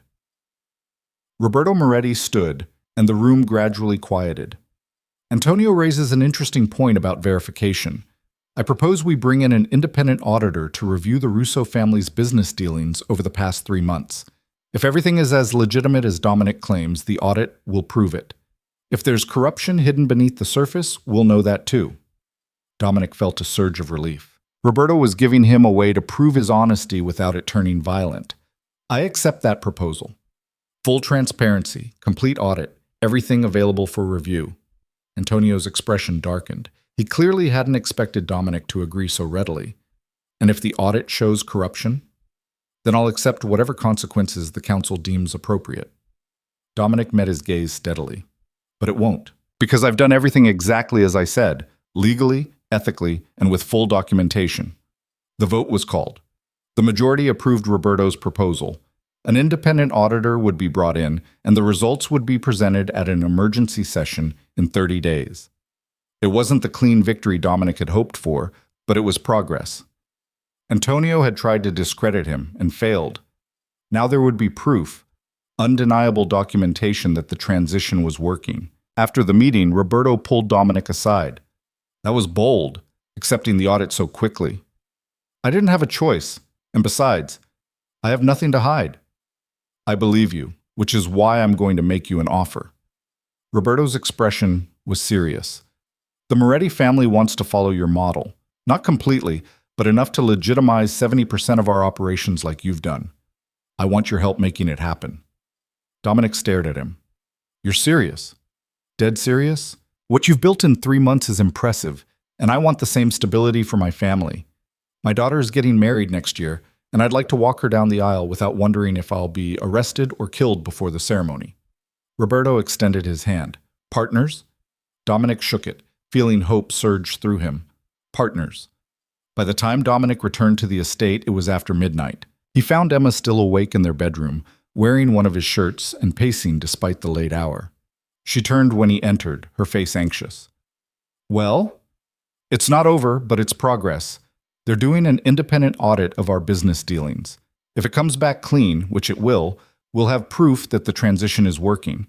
And Roberto Moretti wants our help transitioning his family's operations too. Emma crossed to him and wrapped her arms around his waist, breathing in his scent like she was reassuring herself he was really there. No violence? Antonio tried to start something, but Roberto shut it down before it could escalate. Dominic held her close, one hand moving to rest on her stomach where their baby was growing. How's our little one? Active. Been kicking all evening like they know something important was happening. Dominic knelt and pressed his face to Emma's stomach, talking softly. Hey, baby. Your dad had a good night. We're one step closer to giving you the life you deserve. Just hang in there a little longer, okay? Emma ran her fingers through his hair, overcome with emotion. This man, this powerful, dangerous man, was on his knees talking to their unborn child with such tenderness it broke her heart. "I love you," she whispered. Dominic stood and kissed her, deep and thorough. "I love you too, both of you." The 30 days until the audit results were the longest of Emma's life. The auditor, a retired federal investigator with an impeccable reputation, spent weeks combing through every transaction, every contract, every business dealing the Russo family had conducted. Dominic provided complete access to everything, confident in his transparency. Emma used the time to prepare for the baby's arrival. She and Lucia transformed one of the estate's spare bedrooms into a nursery, painting walls a soft sage green and filling the space with furniture that would keep their child safe and comfortable. Catherine contributed family heirlooms, an antique cradle that had held 3 generations of Russo babies, blankets hand-knitted by Dominic's grandmother. It felt like building a future, making something real and permanent instead of temporary and fragile. Dr. Mitchell confirmed at the 20-week ultrasound that they were having a girl. Dominic had cried when he saw his daughter's face on the screen, had held Emma afterward and whispered promises about the life he would give their child. "She'll never know violence," he'd said. "Never grow up afraid. I swear it, Emma." Emma believed him. After everything they'd been through, all the risks he'd taken to build something better, she believed he would do whatever it took to keep that promise. The emergency council session was scheduled for a Saturday in late June. This time, Emma didn't argue about staying home. She was 6 months pregnant and moving slower, the baby pressing on her ribs and making long periods of standing uncomfortable. She kissed Dominic goodbye and settled in the sunroom with Catherine and Lucia to wait. "This is it," Lucia said, checking her phone obsessively. "The audit results will either vindicate Dominic completely or give Antonio ammunition to force him out." "They'll vindicate him," Emma said with more confidence than she felt. "Dominic did everything right. There's nothing to find." Catherine squeezed her hand. "Even if there is, we'll handle it. This family has survived worse than Antonio Castellano."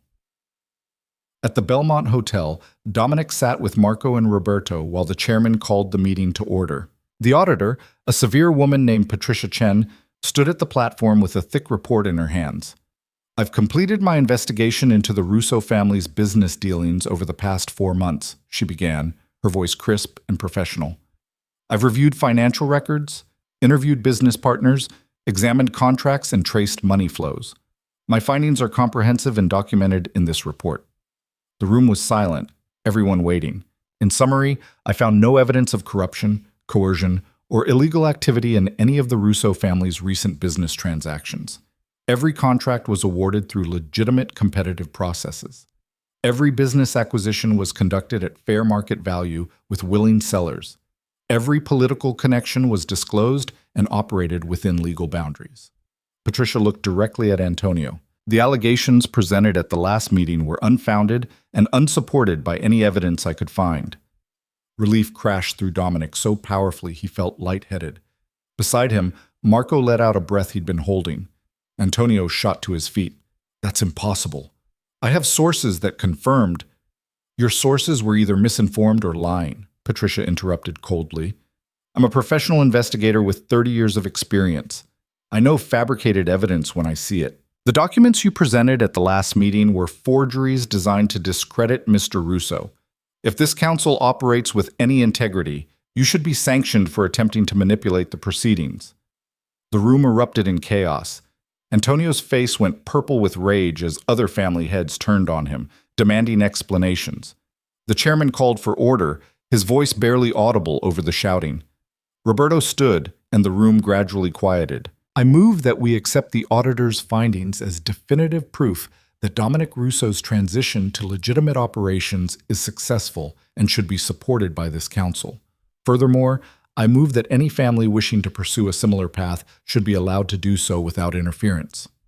"Seconded," called another voice from the back. The vote was overwhelming. Only Antonio and 2 of his closest allies voted against.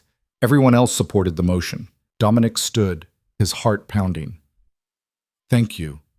This council's support means everything to my family. And to anyone interested in transitioning their operations, I'm offering complete transparency into our process. We can all evolve together, build something sustainable that protects our families while moving away from the violence that's destroyed too many lives. After the meeting, as people filed out, Antonio approached Dominic one last time. His face was hard, but some of the fire had gone out of his eyes. "You won," Antonio said flatly. "But don't think this is over. You've set a precedent that weakens everything this organization was built on." "No," Dominic said quietly. "I've set a precedent that shows we can change without losing everything. That's not weakness, Antonio. That's survival." Antonio stared at him for a long moment, then walked away without another word. Roberto clapped Dominic on the shoulder. "You did it. Actually pulled it off." "We did it," Dominic corrected. "Your support made all the difference." "Well, now I need your help making it work for my family. When can we start?" "Monday morning. Come by my office and we'll go through everything." Dominic left the Belmont feeling lighter than he had in months. The hardest battle was won. The council had accepted his transition, even endorsed it. Antonio's attempts to undermine him had failed. They had a real chance now, a real future. He couldn't wait to tell Emma. He found her in the nursery, arranging stuffed animals on a shelf while Lucia handed her items from a box. Both women turned when he entered, their faces anxious. "Well?" Emma asked. "The audit cleared us completely. Antonio's evidence was proven to be fabricated. The council voted to support the transition." Dominic crossed to Emma and pulled her into his arms, mindful of her pregnant belly. "We won, Emma. We actually won." Emma burst into tears, clutching him tight. "It's really over? We're safe?" "The immediate threat is over. Antonio doesn't have the support to move against us anymore, and Roberto's bringing other families on board with the transition. We're building something real, something that will last." Lucia hugged them both, laughing and crying. "I can't believe it actually worked. Dominic, you just changed the entire landscape of organized crime in this city." "Not me. Us. All of us." Dominic kissed Emma's forehead, then her lips. "We did this together." That night, Dominic took Emma to the place where his life had started. Not the family estate, but a small apartment above a bakery in the old neighborhood where his grandfather had first arrived in America. The bakery was closed now, shuttered for decades, but Dominic had keys. He led Emma up narrow stairs to a modest apartment that had been preserved exactly as it was in the 1940s. Simple furniture, faded curtains, walls covered in photographs of people Emma didn't recognize but whose faces bore resemblance to Dominic's. "My grandfather came here with nothing but dreams and determination," Dominic said, walking through the small space. "He worked in this bakery, saved every penny, and eventually bought it. He wanted to build something honest, something he could be proud of. But the neighborhood was controlled by organized crime, and they made it impossible for him to operate without paying protection. So he made a deal. Joined the organization in exchange for safety for his business and his family." Emma listened, understanding flooding through her. "And that's how your family got involved?" "Yeah. One compromise to protect what mattered, and it spiraled into 3 generations of violence and corruption." Dominic turned to face her. "But my grandfather never forgot his original dream. This apartment, this bakery, it represented everything he wanted before the world forced him to become something else. My father used to bring me here when I was a kid, tell me stories about the life Grandpa had imagined. Why are you showing me this?" "Because this is what I want for our daughter. Not the empire I inherited, but the dream my grandfather started with. Honest work, family, a life built on something real." Dominic took Emma's hands. "I've been thinking about buying this building, restoring the bakery, making it a working business again, something our daughter could run someday if she wanted. A legacy that's about creation instead of destruction." Tears streamed down Emma's face. "Dominic, that's beautiful. I want our child to know where she came from, but also to have choices I never had, to build her own life instead of inheriting mine." He pulled Emma close, resting his hand on her stomach. "I want to be the father my grandfather would have been proud of. The man you deserve." "You already are," Emma whispered. "You've changed everything, risked everything, to give us a better life. You're already the man I need." They stood in the quiet apartment, surrounded by the ghosts of dreams deferred but not forgotten, and Emma felt their future crystallize into something real and possible. They would restore this bakery, would raise their daughter with stories of the man who'd started with nothing and dreamed of something better. would build a life that honored the past while creating something new. 3 months later, Emma went into labor on a crisp October morning. Dominic rushed her to the hospital where Dr. Mitchell was waiting, and after 12 hours of intense labor, their daughter came into the world screaming with impressive lung power. "She's perfect," Dominic whispered, holding the tiny bundle with trembling hands. "Emma, she's absolutely perfect." Emma, exhausted and overwhelmed, watched her daughter yawn and settle into Dominic's arms like she belonged there. "What should we name her?" They'd discussed names for months without deciding, wanting to meet their daughter first. Now, looking at her delicate features and dark hair, Emma knew. "Sophia," she said, "after your grandfather." Dominic's eyes filled with tears. "Sophia Rose Russo. You want to use my last name?" "I want to." Emma reached out to touch her daughter's soft cheek. "She's a Russo, part of this family and everything we're building." Catherine and Lucia arrived an hour later bearing flowers and gifts and tears of joy. Catherine held her granddaughter with practiced ease, cooing softly in Italian, while Lucia took approximately 100 photos. "She looks like you," Catherine told Dominic. "Same serious expression, even as a newborn." "Let's hope she doesn't inherit my temper," Dominic said, unable to take his eyes off his daughter. Marco and Vincent stopped by briefly, bringing a massive teddy bear and congratulations. Even Roberto sent flowers with a note promising to spoil Sophia at every opportunity. Emma watched her daughter being passed around, welcomed into a family that would protect her fiercely, and felt a contentment she'd never known was possible. 6 months ago, she'd been terrified and alone, burning a pregnancy test and hoping the problem would disappear. Now she was surrounded by people who loved her, holding a daughter who was the most precious thing in her world, and planning a future built on hope instead of fear. The first year of Sophia's life passed in a blur of sleepless nights and overwhelming joy. Dominic proved to be an attentive father, changing diapers at 3 a.m. and walking the floor with a fussy baby without complaint. He reduced his work hours, delegating more to Marco and Lucia, determined to be present for every milestone. The bakery restoration project moved forward steadily. Dominic hired contractors to update the building while preserving its historical character, and worked with a master baker to develop recipes that honored his grandfather's original creations. The grand opening was scheduled for Sophia's first birthday. Emma finished her degree through online classes, studying during Sophia's nap times and late at night when Dominic took over baby duty. She graduated with honors and immediately started working with Lucia on the legitimate business operations, bringing her fresh perspective and business education to the growing empire.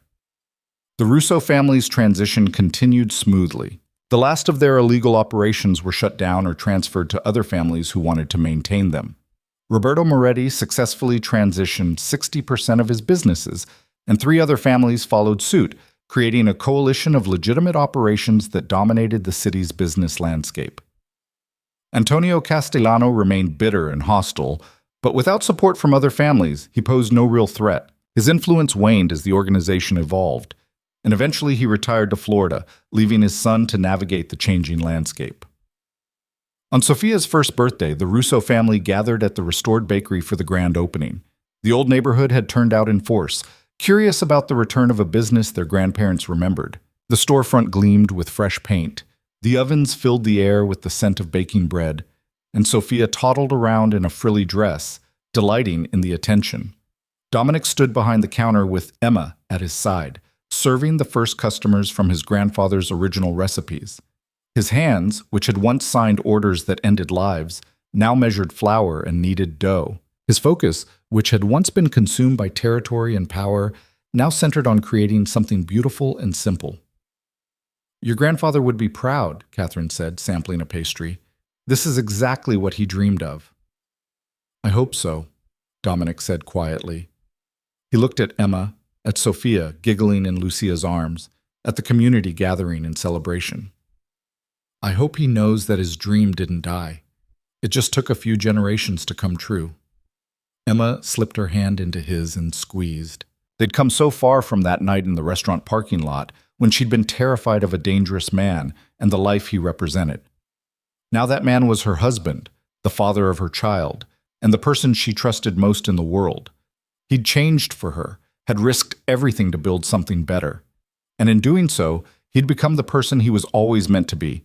Not the ruthless crime boss the city feared, but the man his grandfather had hoped his descendants would become. That evening, after the bakery closed and the family gathered for a private celebration, Dominic raised a glass of champagne. "To Sophia," he said, looking at his daughter who was falling asleep in Emma's arms. "May she grow up in a world we made better. May she never know the violence that defined our past. And may she always know that she was loved enough to change everything." "To Sophia," everyone echoed, glasses clinking together. Emma looked around the table at the family she'd gained. Catherine's wisdom and strength, Lucia's friendship and support, Marco's quiet loyalty, even Rosa, who'd become like a second mother.